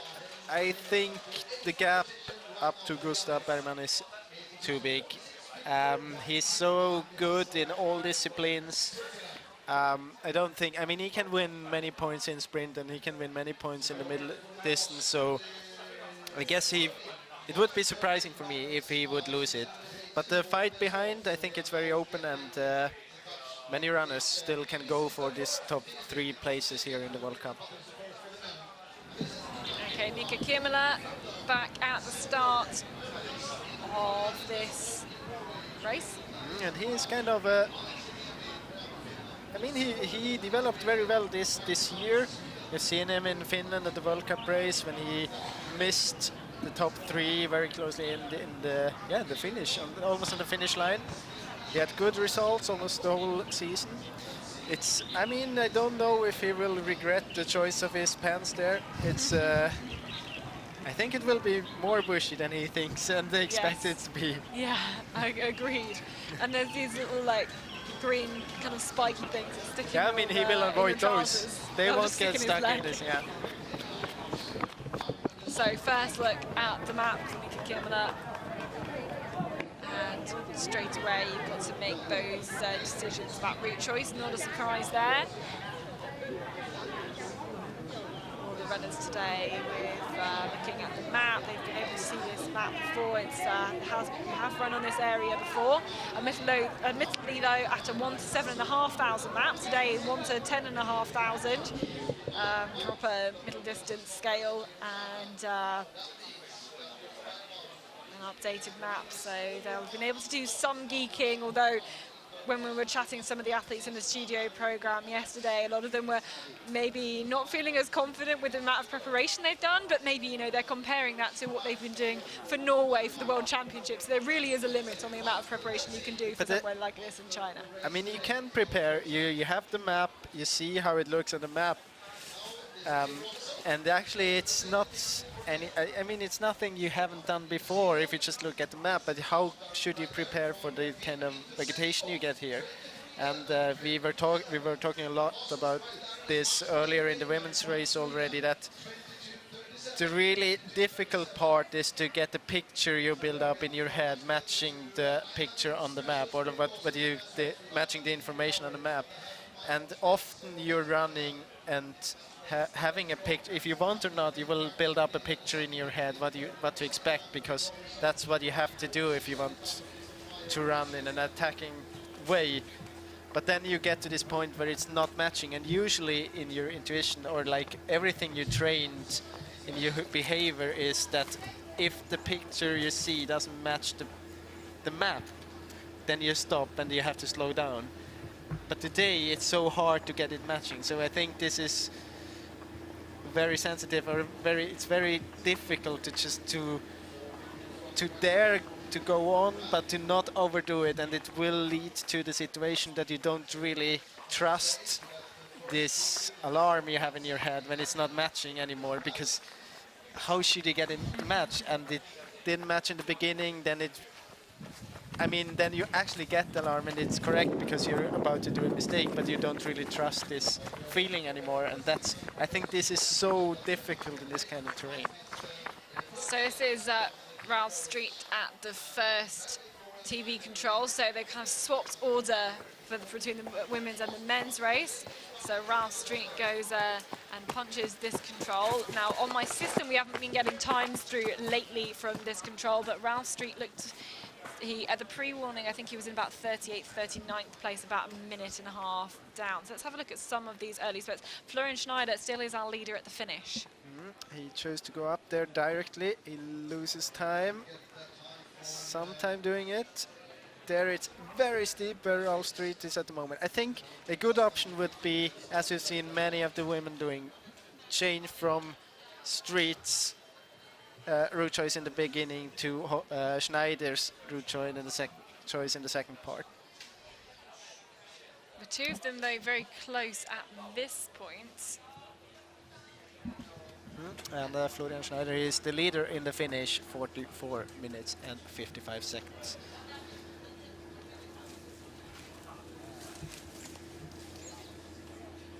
This is Aleksi Niemi from Finland, the first TV control.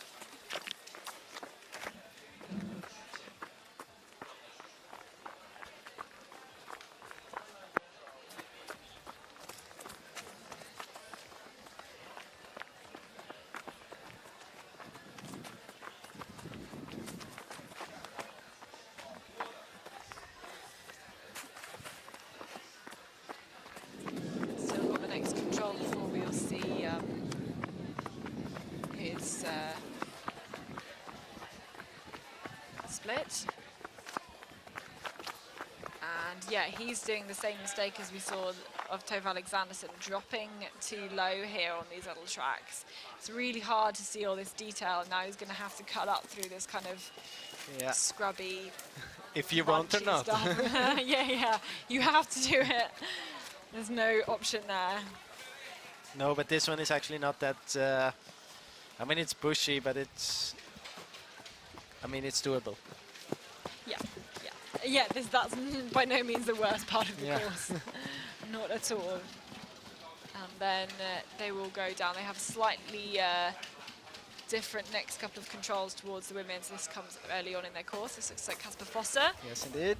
Here. Long distance silver medalist from the World Championships. Still a junior, don't forget. Well, I suppose his junior career is now over. No more competitions he can do as a junior. And really made an impact this year at the Home World Championships. Yeah, that's, yeah, let's say it like this. He made an impact. He made a big impact. A big impact, yeah. Like, and a very impressive impact. And takes a new fastest time here by 53 seconds ahead of Max Petter Behmer. So impressive there. Let's have a little look at what happened to the two of them. As I said before, I think it's a good decision to start the route as he's going the same way as Street as well. Yeah, and actually where Fosse was there, this uphill, it's so extremely steep. You don't really see it here, but it's, and there's a banana plantation, just this yellow part under. So it feels kind of wrong to run there, and then Does you it come feel to like this you're running in somebody's garden? It feels indeed, and here we see the route, the green one in the overview, which we haven't seen anyone else taking. Is he really running in there? Yeah, I think that's okay. Okay, then he has to go up straight there through the green. See it here. Okay, Schneider. Oh. That was a mistake by Florian Schneider, but I think I really think that the route there is okay, at least. You have to compare it later on with maybe a bit more straight route, and also maybe with someone not doing a mistake executing the route, as we've seen Schneider doing. Well, at control 4, Kasper Fosse was in 7th position 33 seconds off the pace. We haven't got the time from control number 6, unfortunately, which is the TV control.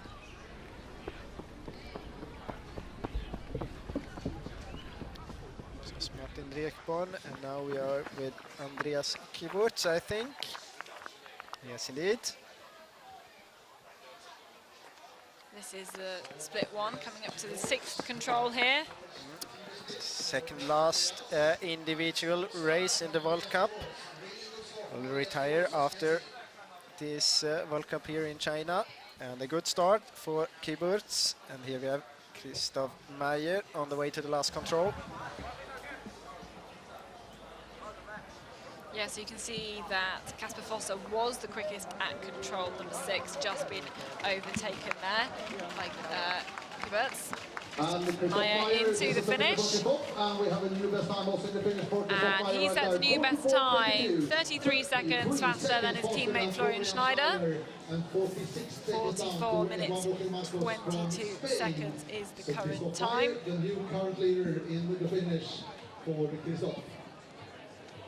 Not very happy, as it seems. So a look there, a first look at the current standings in the men's competition at the finish. Good showing from the Spaniard Eduardo Gil Marcos in 3rd place currently. But as we know, pretty early days in this competition. But maybe heading a similar way as the women's competition. Currently 2 Swiss in the lead. But back to the start, Emil Svensk about to get his race underway.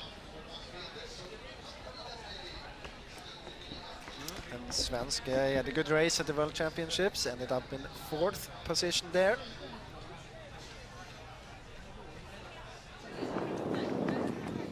This is Gaute Halland Staver from Norway.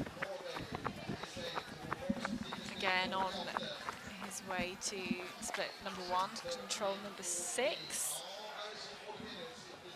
And he was pre-warned in the top 5, so let's see where this puts him. In fact, he's caught up some time. So in 2nd place there.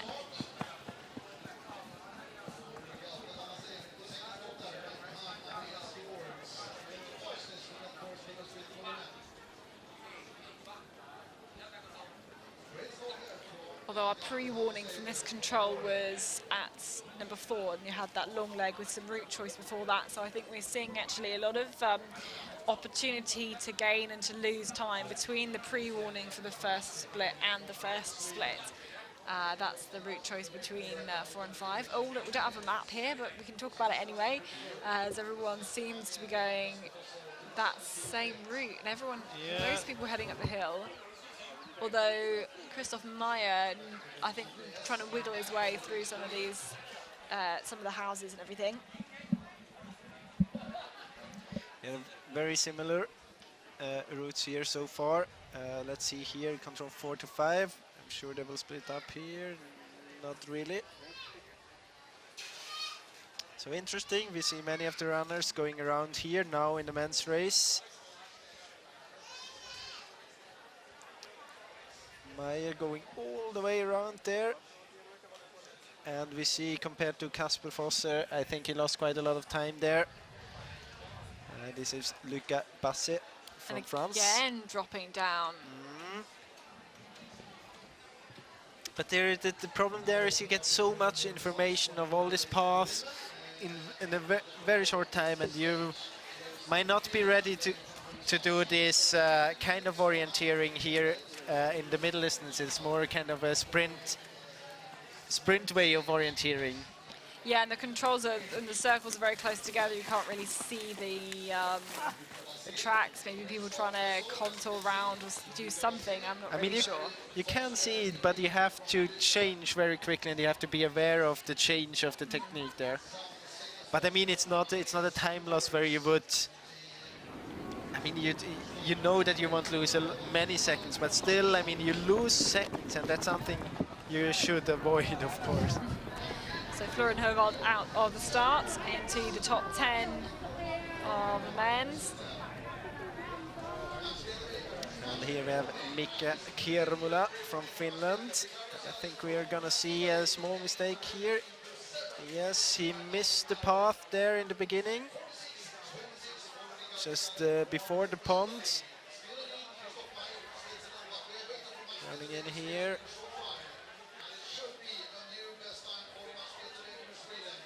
Up in this banana plantation. Seemed that he was not, he was hesitating there a bit. Not having the right direction up here, up the hill. And then coming to the second control almost before the first control. And I mean, it's, if you have to start like that, it's the first time you enter the forest, you should be very careful with the direction and everything, just to gain some confidence and then go on from there. And I think he might have been a bit distracted by, I mean, you don't expect to be, I mean, it's not as open as you expect when you come there. There's this yellow field, but actually it's a banana plantation, and you go up there and might still think back what happened before and not having really the direction from there. And yeah, that's a shame. So early on into the course as well, but now we're looking more, this is Alexei Niemi on his way to the second split.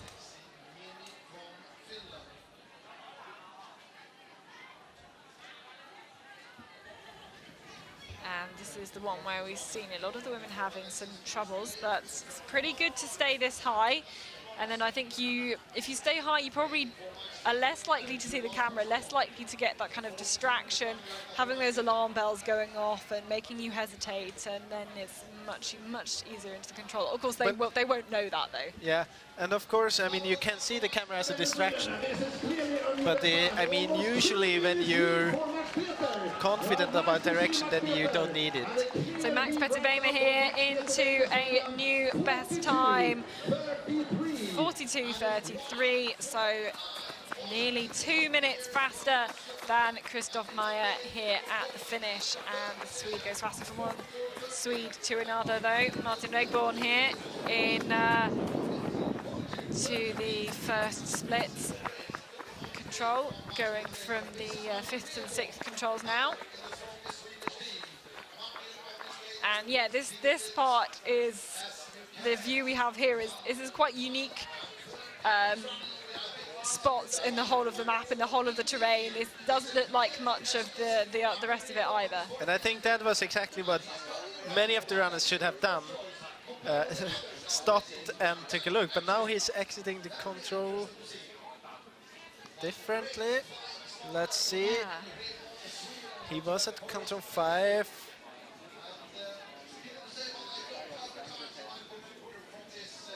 Well, I don't really.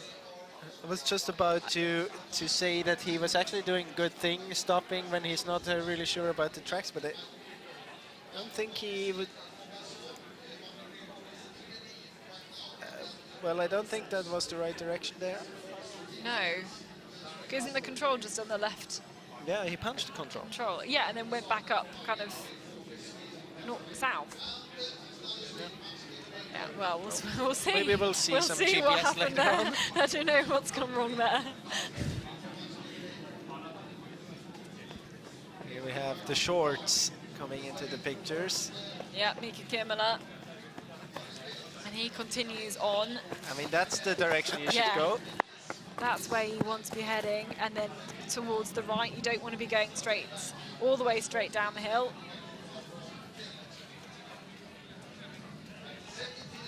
But there's loads of little tracks here. They're all really, really tiny, really small.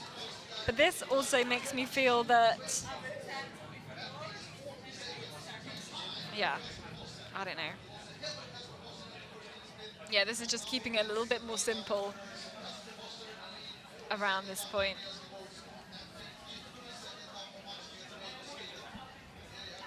So standings at control 7 for the splits. Well, but I wonder what happened to Rekman there. Something seemed to be very strange. Yes, very strange at that point. Luca Bassi there in second. So let's see. Here we have Martin Rekborn and Max Peter Beimer to the first control. We have so far we have only seen Florian Schneider going straight up the hill there, and here well executed. First, second control, good start.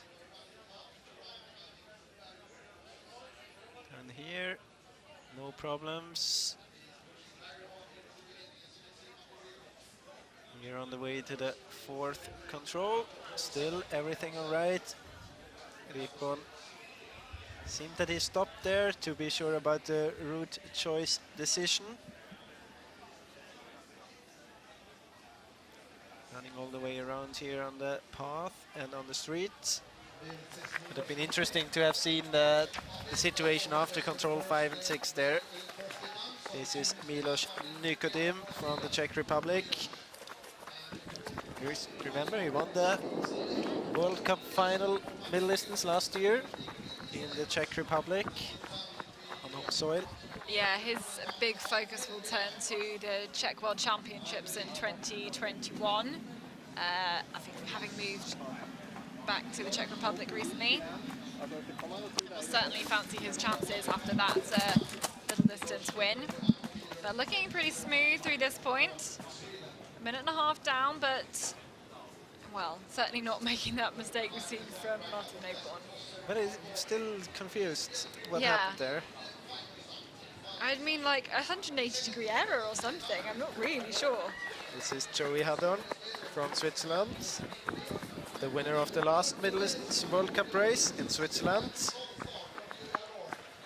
Again, going too far, too low down on this, and he'll be forced to climb back up again through here. And he's just kind of looking around, some alarm bells going on here, and he's spotted the way he has to go now. It looks like there's kind of like a track being made up there now, with so many people going that same way. Of course, a lot of people standing by the control as well helps. I mean, the whole area there is not very difficult. You can easily see even the control from below there, so you won't miss the control. But still, I mean, it's just it's a mistake you could avoid to do, and I would actually expect them to be able to avoid it. This is Emil Svensk towards the same point. And, well, it looks like he had a great start, was in a good position at the pre-warning control, although we've seen a lot of different routes, time loss between controls, control 4, which is our pre-warning, and there's a long leg towards this group of controls in this kind of semi-open area here. So we'll see whether he's been able to maintain that good position from the earliest point and see if Emil Svensk is able to make a new best time here. So punch stacked control number 6 got to stay high through here and managed to do that. And this is the route this is the direction you really want to approach this 7th control. That's what we want to see here. That's what we expect to see. Exactly. It goes 17 seconds faster than Rekborn. So new leading time at the first split from Emil Svensk. Yeah, and here I would say that was a very good start here, because so far to this point, Rekborn had a good race also. So impressive start there. Just pulling up a few seconds here and there compared to Martin Rekborn on the way. We have them to the first control again. Max Peter Beimer and Emil Svensk. He was going more straight there, Svensk. It paid off with, let's say, 10 seconds. Then, of course, Beimer with a small mistake there at control 1.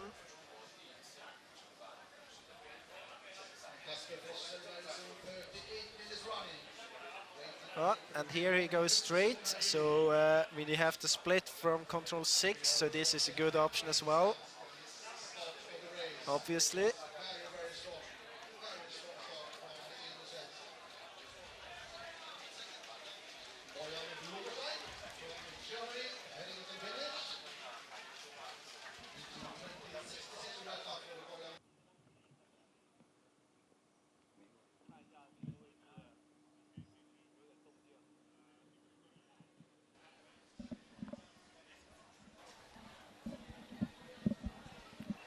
So it's still live here with Emil Svensson.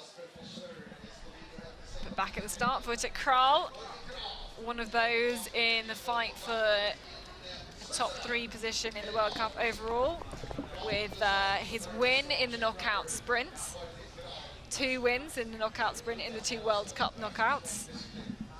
He's going to be a big one to watch for that in the World Championships. I'm sure a lot of people will be keeping an eye on him as he heads out from the start. And then only 3 runners left to head into the terrain. Now this looks like we're more towards the second TV split. Here we go. This is control 11. Yeah. And this mistake here again, yeah, it's not matching what you think it should be. The control is literally just off the corner of the screen into the left, and he's just not looking. Oh no, goodness me!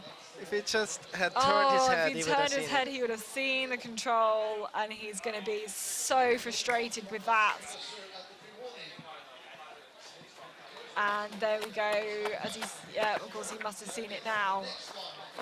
So that whole stone feature is mapped as one symbol. Yeah. That's what is really confusing about that. You feel that the symbol that's mapped is that stone pillar, which is what we've seen a lot of the women, and that really this control kind of encapsulates what we've been saying about the terrain looking different to what you expected. The picture in your head and what it's in the terrain are 2 very different things. But on there, we'll get to his time as he approaches control 12. And we can see there's been some damage as a result of those. What we saw was a mistake from out of number 7 and a mistake at control 11 as well. And a lot of the men staying quite high to this control, dropping down into the re-entrant here. Having too many problems, and Martin Redbon into 4th place, so 7 seconds behind Kasper Fosse, who is leading at this point, leading Andreas Kiberts by 40 seconds. In fact, we hadn't seen Kiberts through there, so he's lost some time between the first and the second TV splits as well. Let's have a look at the synced times, synced routes here. Yeah. I mean, we see Kasper Fosse here, but I'm not sure about, if we remember back to control 5, there was an out of bounds area when he went very straight, so I'm not really sure if this was all correct there. We have to wait and see in the finish, but it looked very much as if he crossed an out of bounds area there. Yeah, crossing some olive green, possibly. Yeah, and there it is, very green. Yeah. Doing a mistake there as well, Kasper Fosse. So we know that Kasper Fosse now on his way up the slope towards the finish. And yeah, I hope we will see that route to control number 5 again. It would be interesting. So Kasper Fosse here now coming up the hill. Here he is, let's see, and he's going to be racing Mats Petterbema for a new fastest time here at the finish. It's going to be pretty close here. Nah, looks like he's going to be fine for that new best time. So Kasper Fosse will be a new leading time by 7 seconds, but as you said, Jonas, there are some questions about his route. Well, I'm really not sure about it, but my feeling is that I've seen that his route was straight on there. On the map, it looks very much olive in that part, so I have no idea. Well, it's not up to us to call it. We can just say what we see. It's up to if other teams want to put in some sort of inquiry, shall we say, about that, then it's up to them to do that. We can say that he does have the new fastest time at the finish, though. Florian Hovald into control number 7 and down those 2 minutes.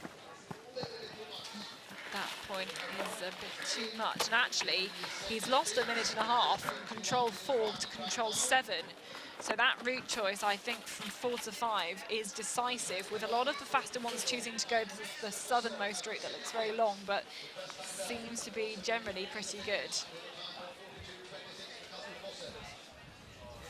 Just again to come back on it, I'm not. I mean, it's just now when I remember back, I'm not 100% sure Yeah. that he was there. And I mean, the GPS, we have seen it before. It's not 100% accurate everywhere, so it's. But it would be interesting to see again. Yeah.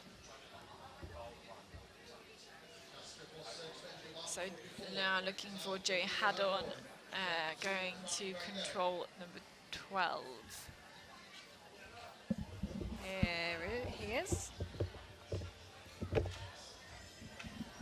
He was 22 seconds down on Casper Fosse at the pre-warning, now 28 seconds behind, but we can say, well, Casper Fosse did have a 52-second lead over Max Petter Bämer, 53 seconds, and at the finish it's much less, it's only 7. So let's have a look at these Joey Haddon and Casper Fosse here. Yeah, very similar to the first control. Still quite same pace to the second and third control. And now here it would be interesting to see the whole leg. It was just south of control number 5, where it is olive in this park. So let's see here. And my guess is that you can't cut up there straight to control 5. And if I remember right, he's going in there now and running straight up. And well, I'm not the referee here, but Yeah. well, I just want to point out that it looks olive there. Yes. It's not up to us to make any decisions. And I mean, he's winning a lot of time there. Yeah, I agree. I think it was better to go the southern route anyway, but he, yeah, changing that at the end. Thank you also. Thanks also to the GPS team that we get this information here. Well done. So Matthias Kibbert's there out of the start. This is Daniel Hubman, second to last starter.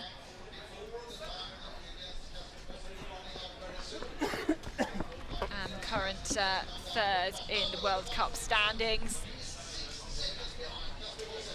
And now this is the last starter, Gustav Bergman, the overall World Cup leader.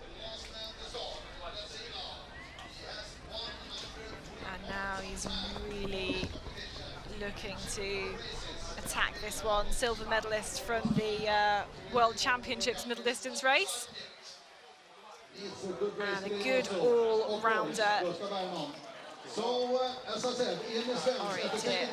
Robert Mell here at the finish. Go into top 5. 5th place there for the Austrian. 2 minutes and 6 seconds behind Casper Fosse from Norway for Robert Mile, Austria. So Emil Svensk only 6 seconds behind Casper Fosse at the second TV split. And it's halfway through the course because 21 minutes and 42 minutes in the end. It's halfway through first splits, and then I have this. And now back at the first split. Czech athlete Wojtek Kral is approaching. Looks like the 6th control. And then we will get the split time at the one following that. And he was in 3rd place at our pre-warning control, but we know a lot of positions have changed, a lot of time won and lost between then and here. Wojtek Kral would fancy his chances more in the upcoming sprint competitions than in this middle distance today, but if he can get a good result here, then that will certainly help him out in the World Cup standings. And Wojtek Kral, so he was. This is really hard. This is really hard to find someone to compare him to. He was. I can say he was 10 seconds behind Tim Robertson, who. Was leading at the pre-warning control for this one, and again has lost like 30 seconds plus on that part. Let's have a look. A good fast start here from Vodekral. Oh, mistake there, going into some green. Oh no, there was a path there. So Yeah, he missed the small path there to the right. But still, it was a very fast first part here by Vodekral. Let's see which route he was running here. Okay, his GPS stopped. I feel like he was quite hesitant in the circle, actually, deciding which route to go. Not sure whether he was able to plan that in advance. As we see, Frédéric Tranchon, Frenchman, also to first TV split. He was the fourth last starter. And was pre-warned in 7th place, 20 seconds off the pace, but I'm really finding it, of course, hard to tell who's done well on each of these ones. I think it's a really good indication of how people are doing by the time they get to this point, and they've had that long route choice leg and more opportunities to make some mistakes as well. So Tranchon at the first TV split goes third fastest, 1 second ahead of his teammate Luca Basset. So reasonably well, losing some time there, but actually they're all losing some time compared to Casper Fosse. I'm all comparing everyone to Casper Fosse, and he has we know there's some questions about his route. So Ralph Streets into 10th place at the finish, but we're now back Alban Wiedefeld at the 11th control.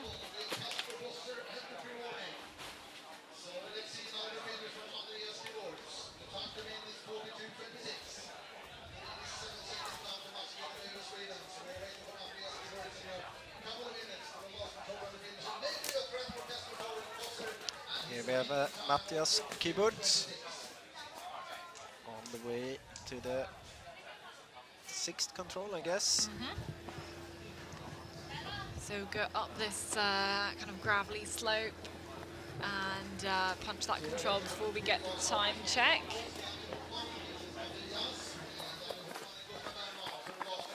And then we'll get a good indication We'll of go his time.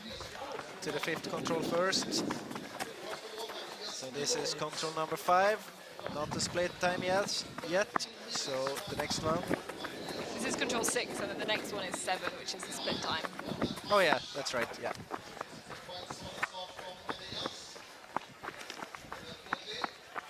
And you can see a little sneaky look down the slope to where he's going to be going next.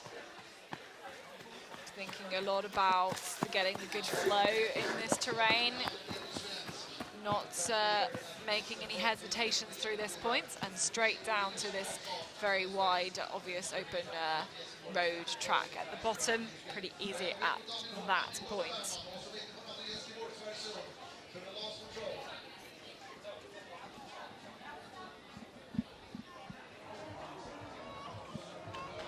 So now waiting at the finish. That's Jonas Ecker from Switzerland. And now we got the time. And there's another Kiburtz. It's Andreas Kiburtz on the way to the finish. Oh, and this looks pretty good here for a new fastest time. Andreas Kiburtz. I was going to kind of say comes out of nowhere to get that. In fact, he was 1 minute and 18 seconds slower than Casper Fosse at our at a kind of an intermediate control. And it's kind of good, so yeah. now we can stop having to discuss the route of Casper Fosse there. Yeah.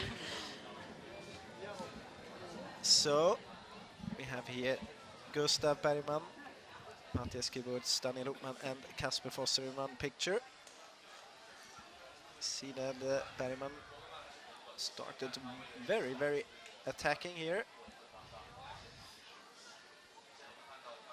And this going more straight, so interesting to see. My feeling is that he was not very fast there in the yellow part, but still, I mean, there's a chance there. There was someone else in this olive. Who was it? Was it Kibert? I'm not sure. I wasn't paying enough attention. I was trying to look at splits and stuff.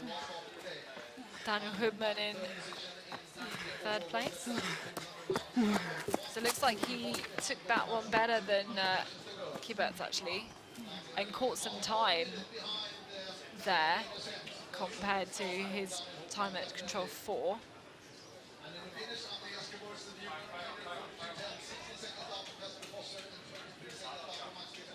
No, it wasn't Kibert.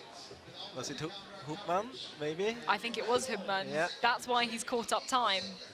Yeah. Okay, so question marks on Hubman as well.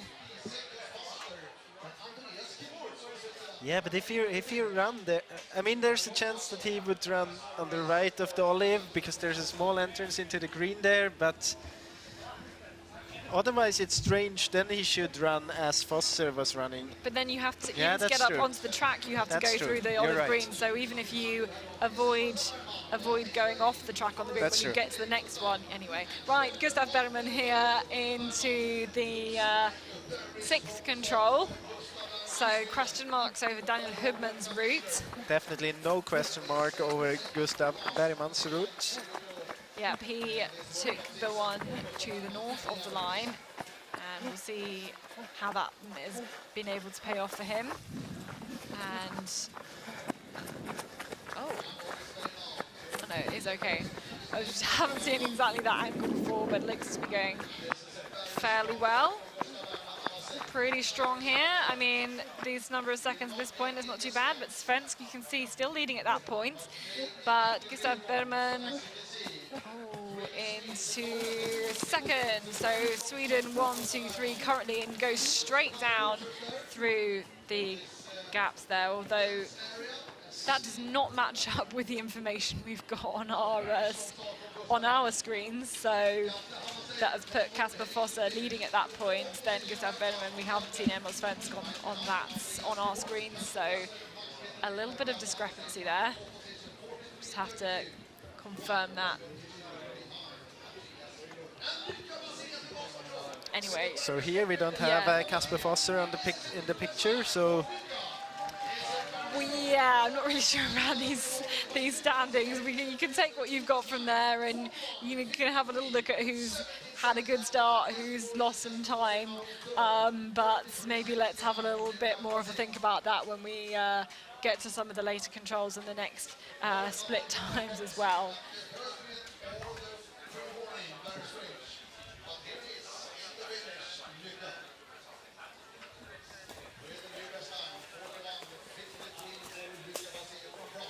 We had a Jersey from the Czech Republic coming down in the forest. And a new fastest time we just missed there from Luca Basse.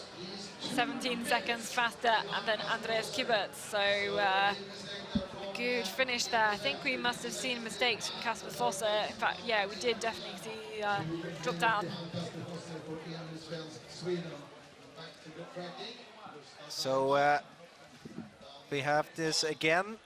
Both Daniel Hubman and Kasper Fosser were running, possibly, through the forbidden area there, and I think there is some investigation going on. Yeah, we just heard this. There might be some investigation going on. We'll let you know if we get any confirmation of that, of course, through to us. But certainly you can see there the blue dot of Bergman leading at that point, and we won't be long before we see them all through at controls 11 and 12 as well. Tranchant, yeah, you can hear it there. Yeah, you can see it at least. Yeah. You can hear it and see it. I think there's frustration there from the Frenchman. It just doesn't quite look as you expect. And now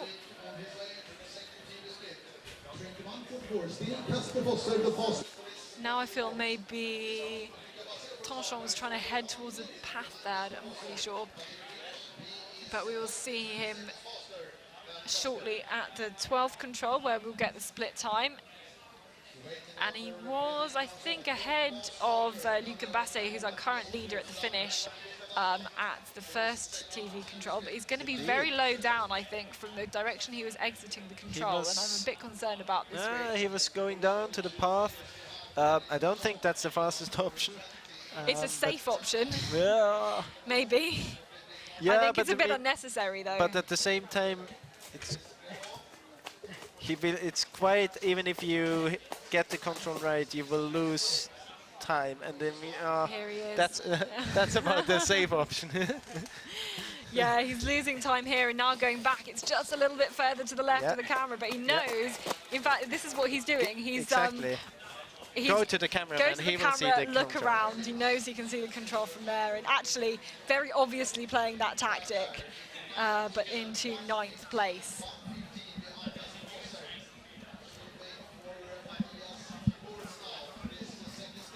So the next athlete we should see through here is Matthias Kibert. Here he is, again looking quite low down.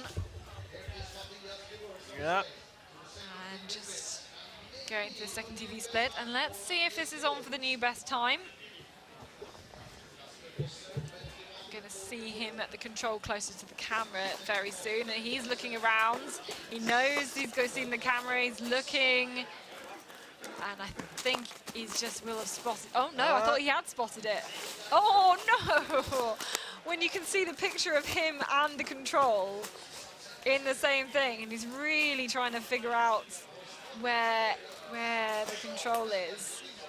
When you can see the runner and the control in the same picture, but he hasn't quite got it yet. I think he's got it now. Oh, I don't know. He still hasn't got it now. I think now he's got it. Okay, so that's 20 plus seconds, I think, lost there. And not the first one, shall we say, making that mistake at that point. Into the finish, a little bit late compared with Luca Basse and Andreas Geburts. Maybe a new third best time for Martin Egborn into the finish. And right there into the finish, into fourth position. Fourth best time. 35 seconds behind Luca Basse from France, still in lead. But there still we have Fosser in the result list as well.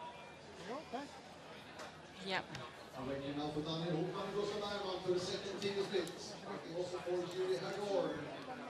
But Martin Egborn, his time 42 minutes 28 seconds.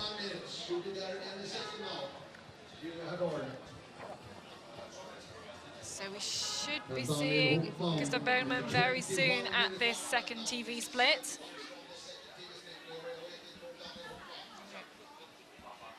Oh, we're waiting for Daniel Hubman first and then Gustav Bergman.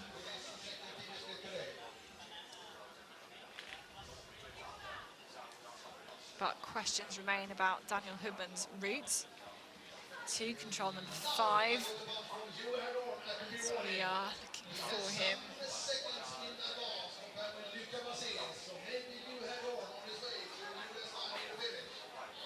Waiting here at control 11 for the Swiss runner. And here he is.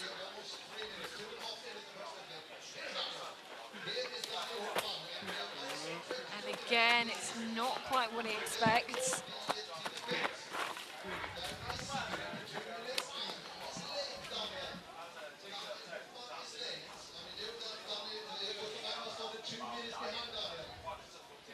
So let's see what happens now. You can see he's late now, but he's staying high, which we know to be a good choice for this control, and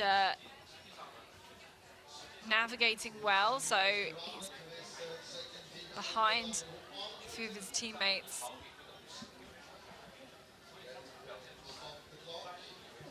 Let's see where exactly he stops the clock on this one. And you can see, again, some hesitations here on this slope. It's really tricky at this point. And Gustav Bergman. And now I have a feeling that this is fast time here. I agree there. But there's still this control to come. Daniel Hubman punching there in 10th place, 1 minute and 4 seconds off the pace. Gustav Bergman looks looks pretty fast through this terrain. 1 second ahead at control 10, which was the control before that one, and he's got to maintain focus here. He's probably spotted the camera now, and again he stops. Just keeps going at this point, checking it. And now at the finish, Joey Haddon, and he's going to set a new best time here at the finish. 41.25. So Joey Haddon goes fastest at the finish. And we also had the punch of Gustav Bergman there in the lead, 21 seconds ahead. And we know from there that Joey Haddon was 49 seconds behind. So a good race by Joey Haddon again. Had a very good World Cup round in Switzerland on home soil. So this is something different here. But still, I mean, a good a top 10 result or something, you know, top yeah, 6 result. Look at him, he's very satisfied. Yeah. And he should be. I mean, yeah. we have runners there losing time in the end, and I mean, Gustav Bergman is not in the finish yet. Correct. So, and the standings at control 12 with all the runners through, Joey Haddon, who's done new leader in 5th. As you said, Jonas, Gustav Bergman leading by 21 seconds. Time lost by a few of the Swiss athletes at that point, not least Matthias Kiberts, Daniel Hubland too. So, yeah, I think there's still a lot of orienteering to go between control 12 and the end. There's a cluster of controls at the very southern end of the map before working your way back north again, and it'll be still a while before we see those last starters at the finish. But Gustav Bergman, the overall World Cup leader, currently leading at the second TV split.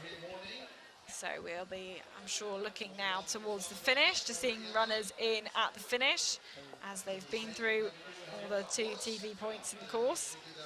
But maybe we can have a look at some of the tracking as well. Yes, we can. We have here Gustav Bergman, Daniel Hopman, Matthias Kiberts and Joey Haddon in the picture. We see that Haddon, he missed the path there. Small mistake already on the way to the first control, but obviously he was pushing very hard there, because he's not losing a lot of time compared to the others. We also see that Gustav Bergman started very fast into this race. Then we know that he was going straight here to control 5. We didn't see the whole route last time. We had this graphics on. Stopped halfway. It seems that he's losing a little bit time here, hesitating. Then going up here on this path. Now the GPS probably isn't very accurate, so he's going around there. Joey Haddon choosing the same route, and my feeling is that Haddon was able to push a bit harder there in the beginning, or in a part in between, going around there. I think it was fast to go straight, and that was also the part where you've seen up to control 5 Daniel Hopman, well, probably running through a forbidden area.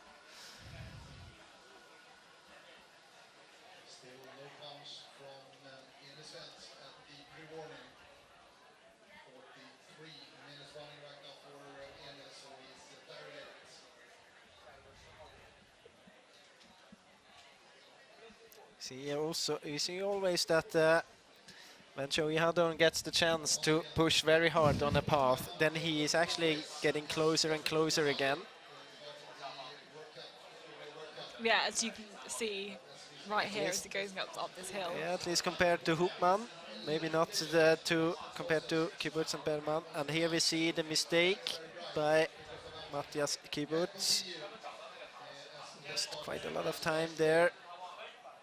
Also maybe not the best executing there to control 13. So the gap now compared to Gustav Bergman is almost a minute, or more than a minute.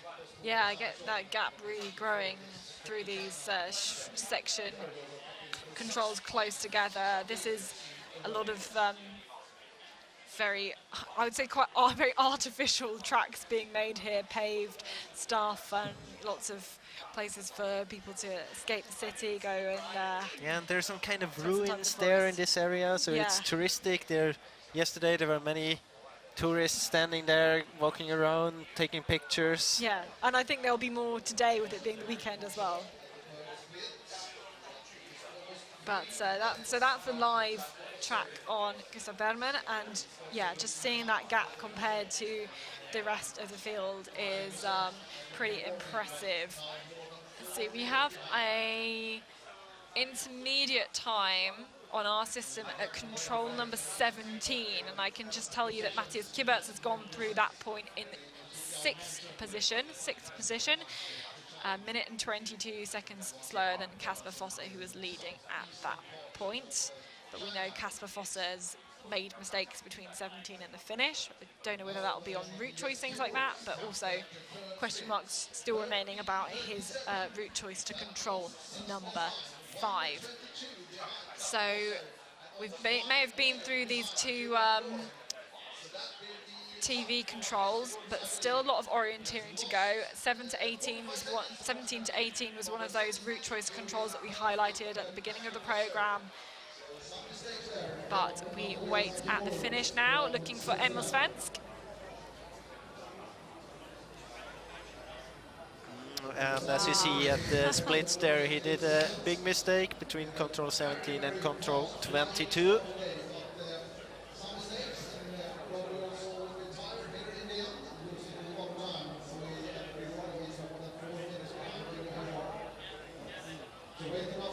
Yeah, something going wrong there. Here he is, I think. Yep.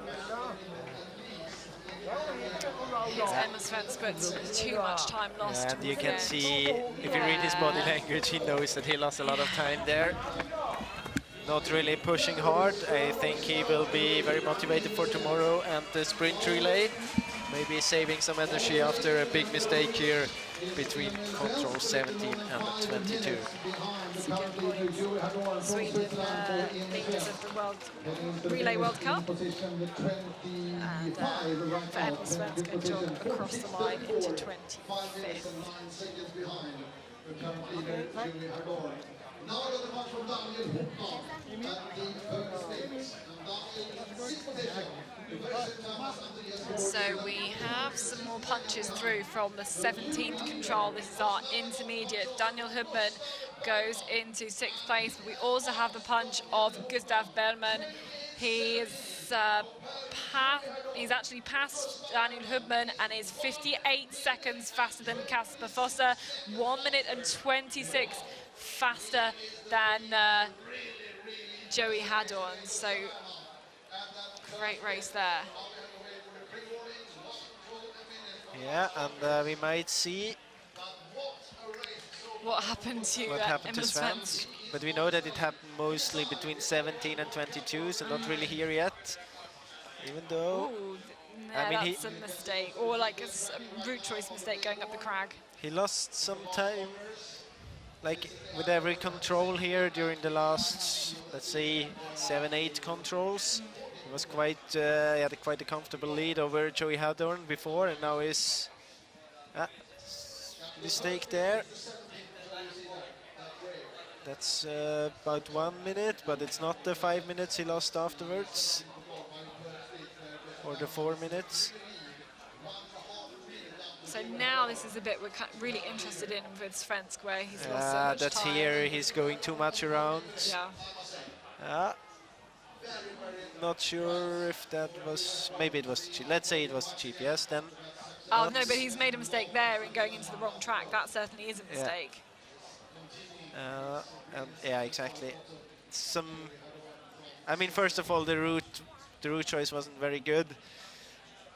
And then just taking the wrong track, just kind of before the stream, before the control. Yeah, and maybe something there and in the again, village as well. Oh no, again just going round. I'm not sure that was the best either. This is Florian Hovald. To the last control and to the finish. He's a lot of time down on that of Joey Haddon. So Joey Haddon's time getting better and better as we have some of the later runners finish. And now we've only got 7 runners out in the field, in the terrain, in the jungle that is Xichang Mountain.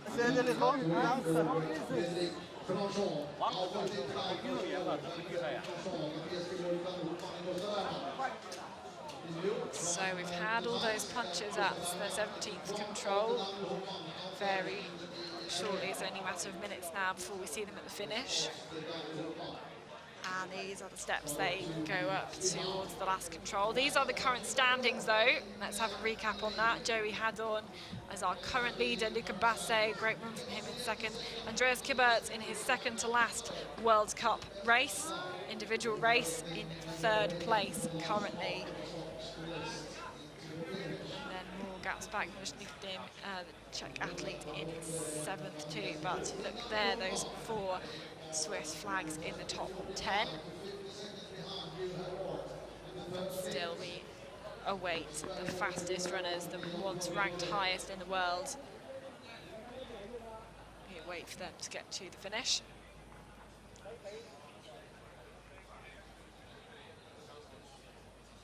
And then I'm sure there's going to be a lot of comparisons of map, a lot of discussions of routes and mistakes, and hesitations, and discussions of, oh, this bit was really awful, or this bit was really green.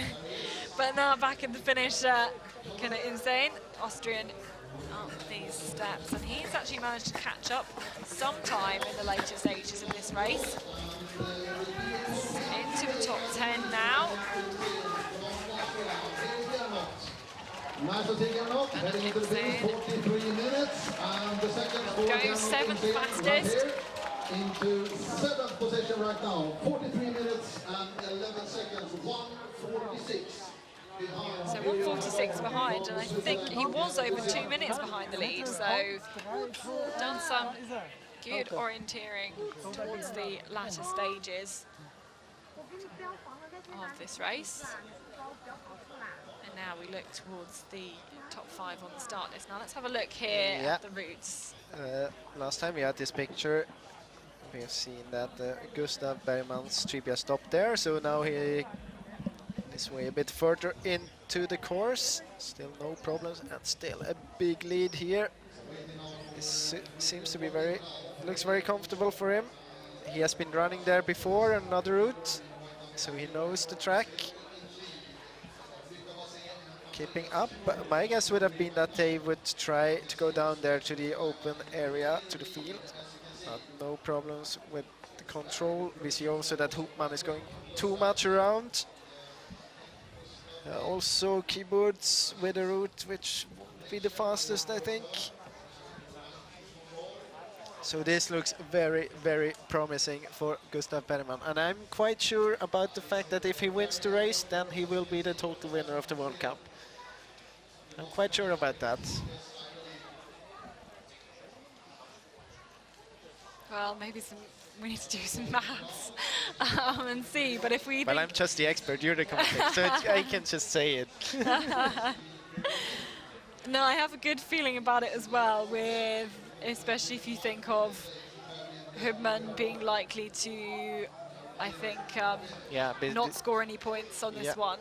Of course, we still haven't got any confirmation of any disqualifications, but we have seen at least what appears on the tracking to be some going through the olive green.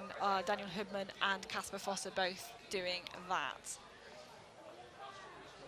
But if Gustav Bergman is able to get those 100 points here today, and then if he is more than 100 points ahead of the next best runner, then that's it, it is his.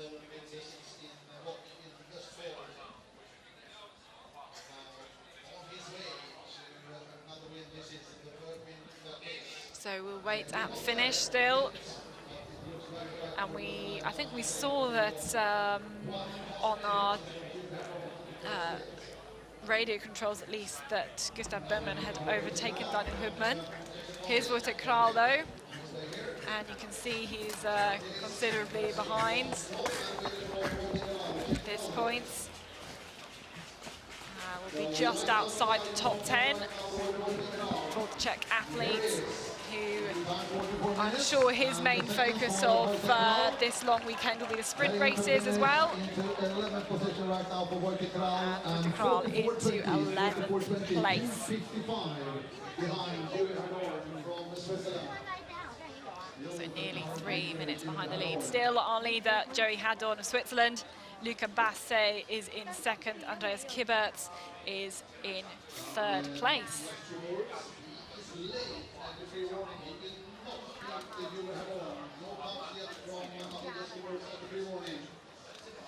So we're waiting now for the last starters for Frédéric Tranchant, for Matthias Kibberts, for Daniel Hubman and for Gustav Bergman.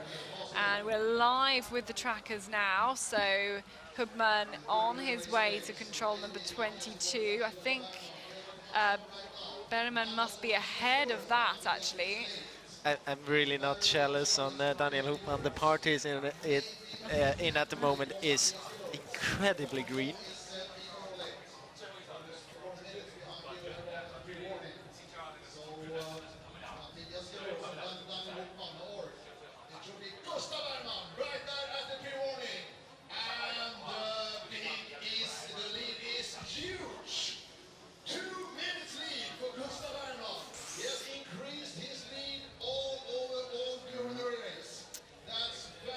We have the pre-warning. We do indeed. Gustav Bergman, and I'm quite sure we will have the winner of this competition and also the winner of the overall World Cup here very soon to the finish. Gustav Bergman from Sweden.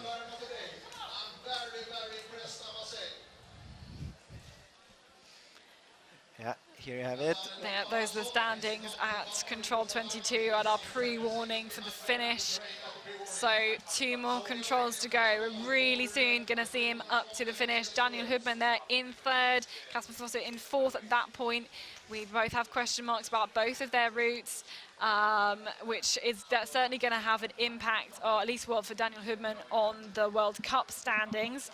And I think as a result of that, we will be able to we were going to be able to award the World Cup overall to Gustav Bergman. Yeah, because if he gets 490, if he wins today, he'll have 499 points. And you have to compare it to Olav, yeah. Yeah. So now we are waiting. Frédéric Tranchant, Matthias Kibberts. So this is Matthias Kibberts here, on the way to the last control. And followed by Frédéric Tranchant. So Kibberts has called up Tranchant at this part, and they're both trying to race for some points, for some positions there. But we are looking, of course, as well for the winner. Matthias Kibberts into the finish, so too Tranchant, Frenchman. Kibberts goes 8th. Tranchant, as he crosses the line, goes 20th, 4 minutes off pace. But we're now waiting for who is suspected to be the winner of not just today's competition, but also the World Cup overall. He'll be the first Swedish man in 23 years to win the World Cup overall. And here he is. You can see Gustav Bergman with Daniel Hubman in the background. And look at the time. You can see almost all in the green there. And he's really been able to catch time throughout this course. He attacked it aggressively from the start. But Gustav Bergman will have the feedback from catching other runners and know he can take not just the win today, but also the overall World Cup title with 1 race to spare as well. And very impressive. I mean, this kind of terrain, it's not the terrain I would point out as the terrain which Gustav prefers or is best in, and but I mean, he performed it so well today, and there was no hesitation we have seen. There was no big mistakes, and I mean, he's leading by more than a minute now, so it's a very good race and very well deserved overall World Cup title to him. He was good from the very beginning of this World Cup season, and he's good to the very end. So Yeah, 2 wins in Finland, 2nd place at the World Championships as well, 2 5th places in Switzerland, and that is pretty good. Right, I think I'm going to go off and interview him now. So yeah, so he was hesitating and thinking about if he should travel all the way to China for different reasons, and but it was worth it for him. It paid off very well for Gustav Bergman, taking the overall World Cup title here. And here we see the top 3, or some of the best runners at least, in the GPS comparison. Gustav Bergman, Daniel Hupman and Joey Hadorn. See that from the very beginning of the course. It seems that Bergman has just a higher speed.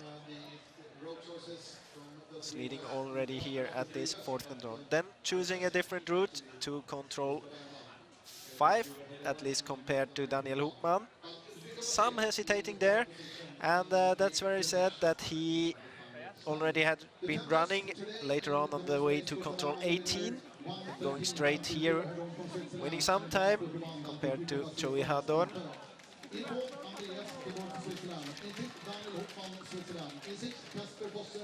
Everything still, all the runners very close together.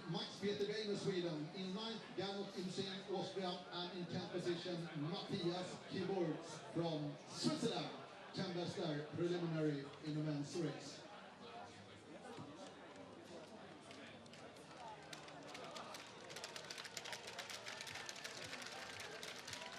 And this is the part where I think he made a difference, especially here to control 12.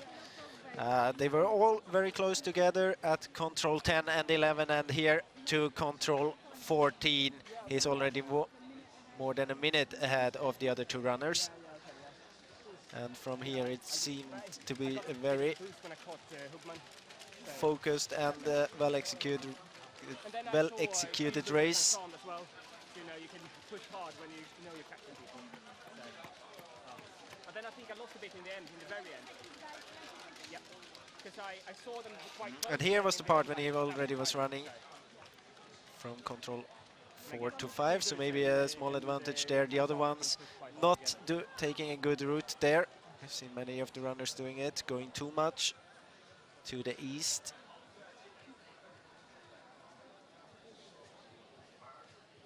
And the last controls here, control 22 and 23, 2 very green controls, but no bigger problems here. It's just about surviving. So in a few seconds we will get some birds from the World Cup winner Gustav Bergman. Jag var så nervös, jag såg ett spår gå in, jag bara, om jag missar den här, det vill jag inte missa. Så, ja. Gustav, just looking at the GPS, first of all, congratulations as well on your victory today, the World Cup overall title. What did you make of your race? Yeah, it was a good race. It was a bit special. Difficult to have a 100% control into every control. So I did quite a few, like 5-10 minute mistakes, but I never screwed up big. So I think that was a good tactic for today. And then getting a lot of confidence when you managed to catch up Daniel Hubman towards the end. Yeah, for sure. I caught him like halfway, and I was quite surprised because I didn't have a super good feeling until then. But of course, when you catch people, you get a really big boost. And I saw, like in the end, I saw Kuberts and Tranchant like 4 and 6 minutes ahead of me starting. So, you know, you get really pumped up and can run really fast. So it was good. Were you able to get a good feeling going through this really tricky terrain, or was it hard? It was hard for sure. The terrain is, I think it's impossible to map as detailedly as it has had to be able to like navigate perfectly. But I think you have to work a lot with your acceptance and accept that you get stuck a bit and fall over and don't see the control and like small things. But as long as you keep the momentum going and don't make any big mistakes, I think that's the key. and then with one race to go, you've won the World Cup overall title, first Swede, male Swede in 23 years to do that. You must be over the moon. Yeah, it feels good. I don't think it's really landed yet. It's been quite a strange feeling, like going here and yeah, I decided really late to go here, and yeah, it's been quite strange with having such a big lead and knowing like, yeah, pretty much it's the overall title is mine to lose. Yeah, it's quite strange, but yeah, as it turned out, I'm happy I went here anyway. As I said, I was a bit hesitant because of the political situation here, and it was a difficult decision, but as it is now, I'm happy that I went here. Well, I'm glad you're here. Congratulations. Okay. So this was the interview with the overall World Cup winner of the season 2019. Those are the results. It's not the official results, it's the actual standing, since there is some issues still with the route from Daniel Hopman and Kasper Fosser on the way to the fifth control. So this is the actual standings and not the official results here. Gustav Bergman winning, that's for sure, I think, from Sweden. Second place, Joey Haddon, and third position to Luca Bassi.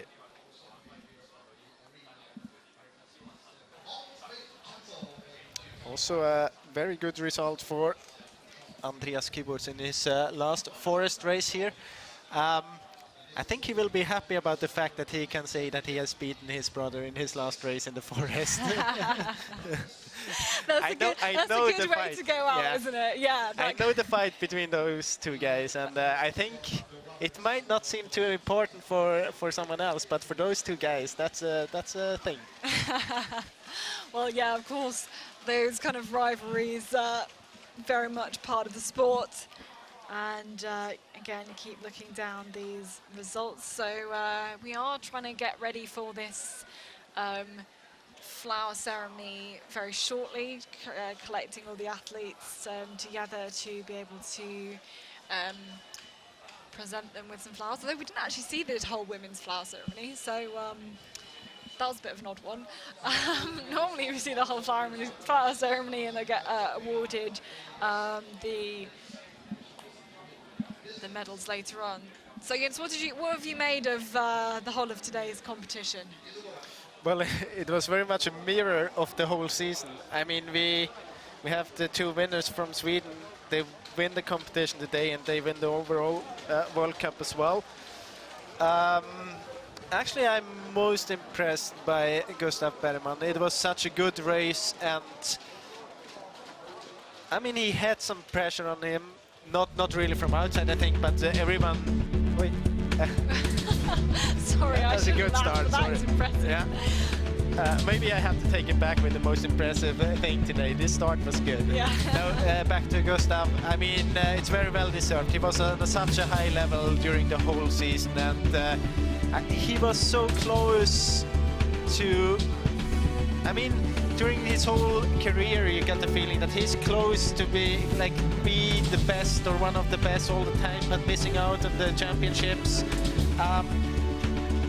Now it feels this season that he really could take one more step when it counted, and he did it today. He had a good World Championships, and that was impressive. And then we have Tove Alexandersson. I mean, what to say, she has won all the races so far.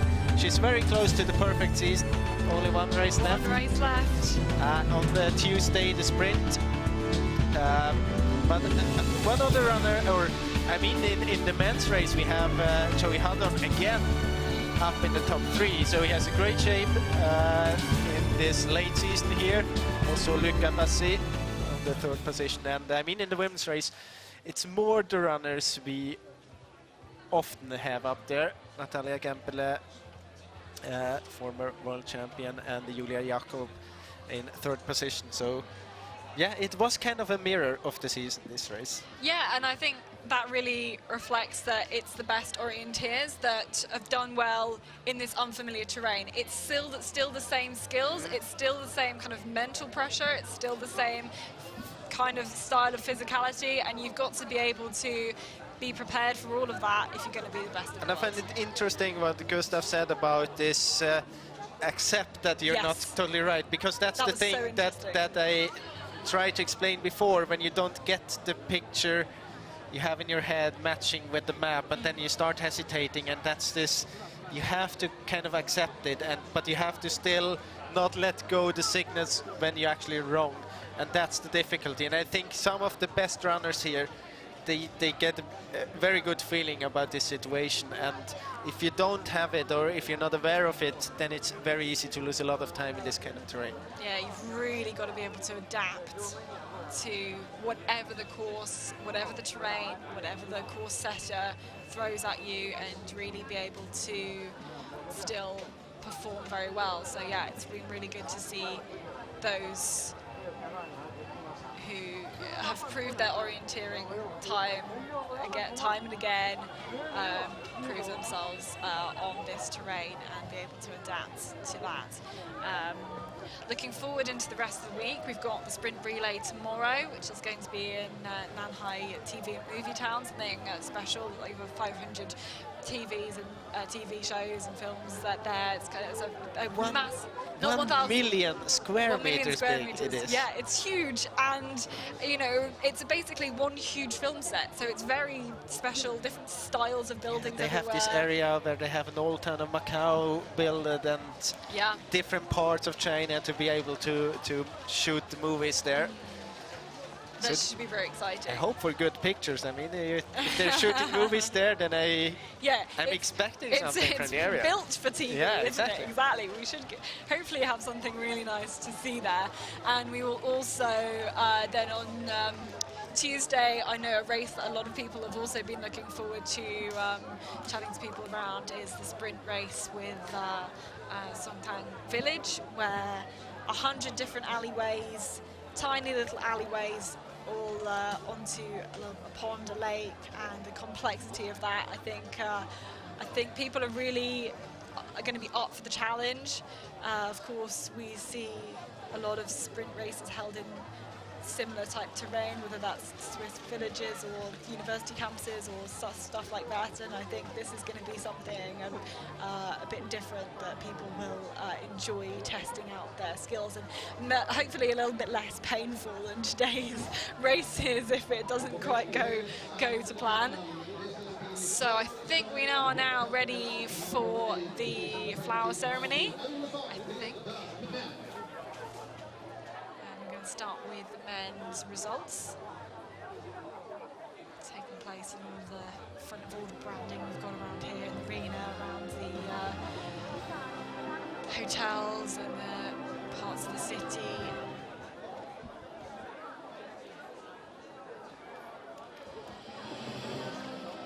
Well, the music started, and you can see them making their way up onto the stage. Have we got a camera there?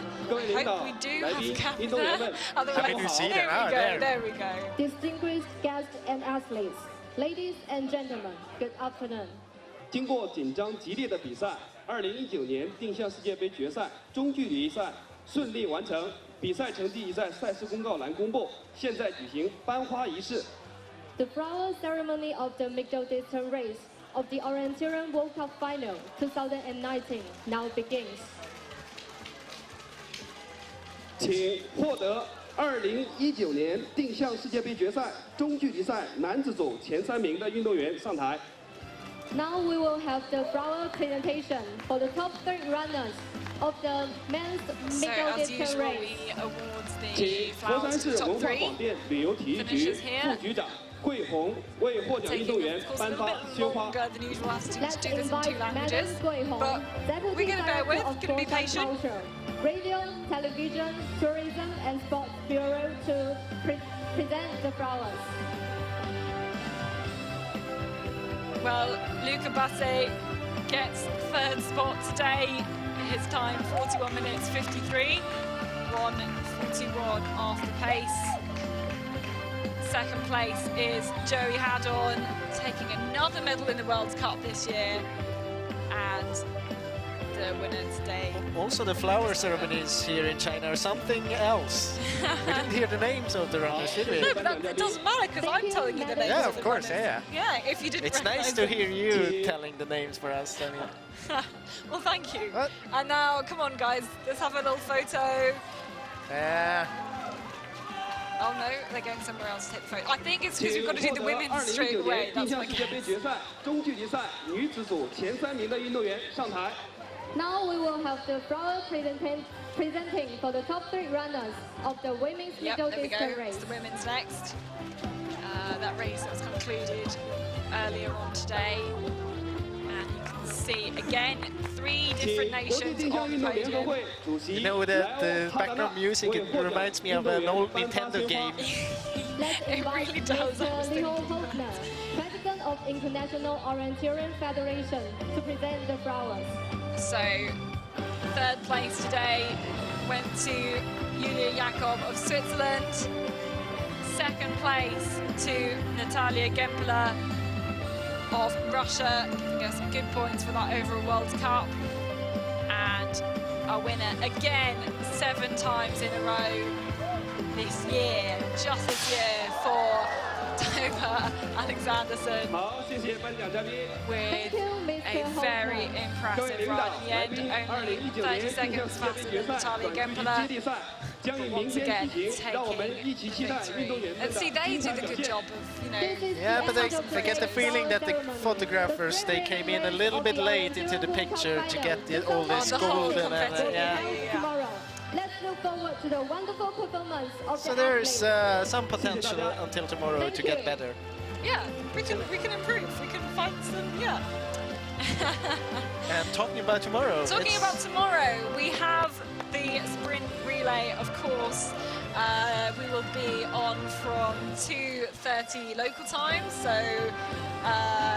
well, depending you are in Europe, that's 6:30, 7:30.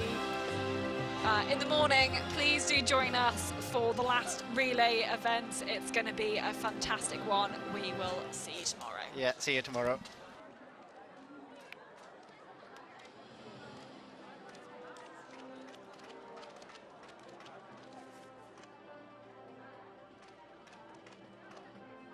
Yes, this was the end of this.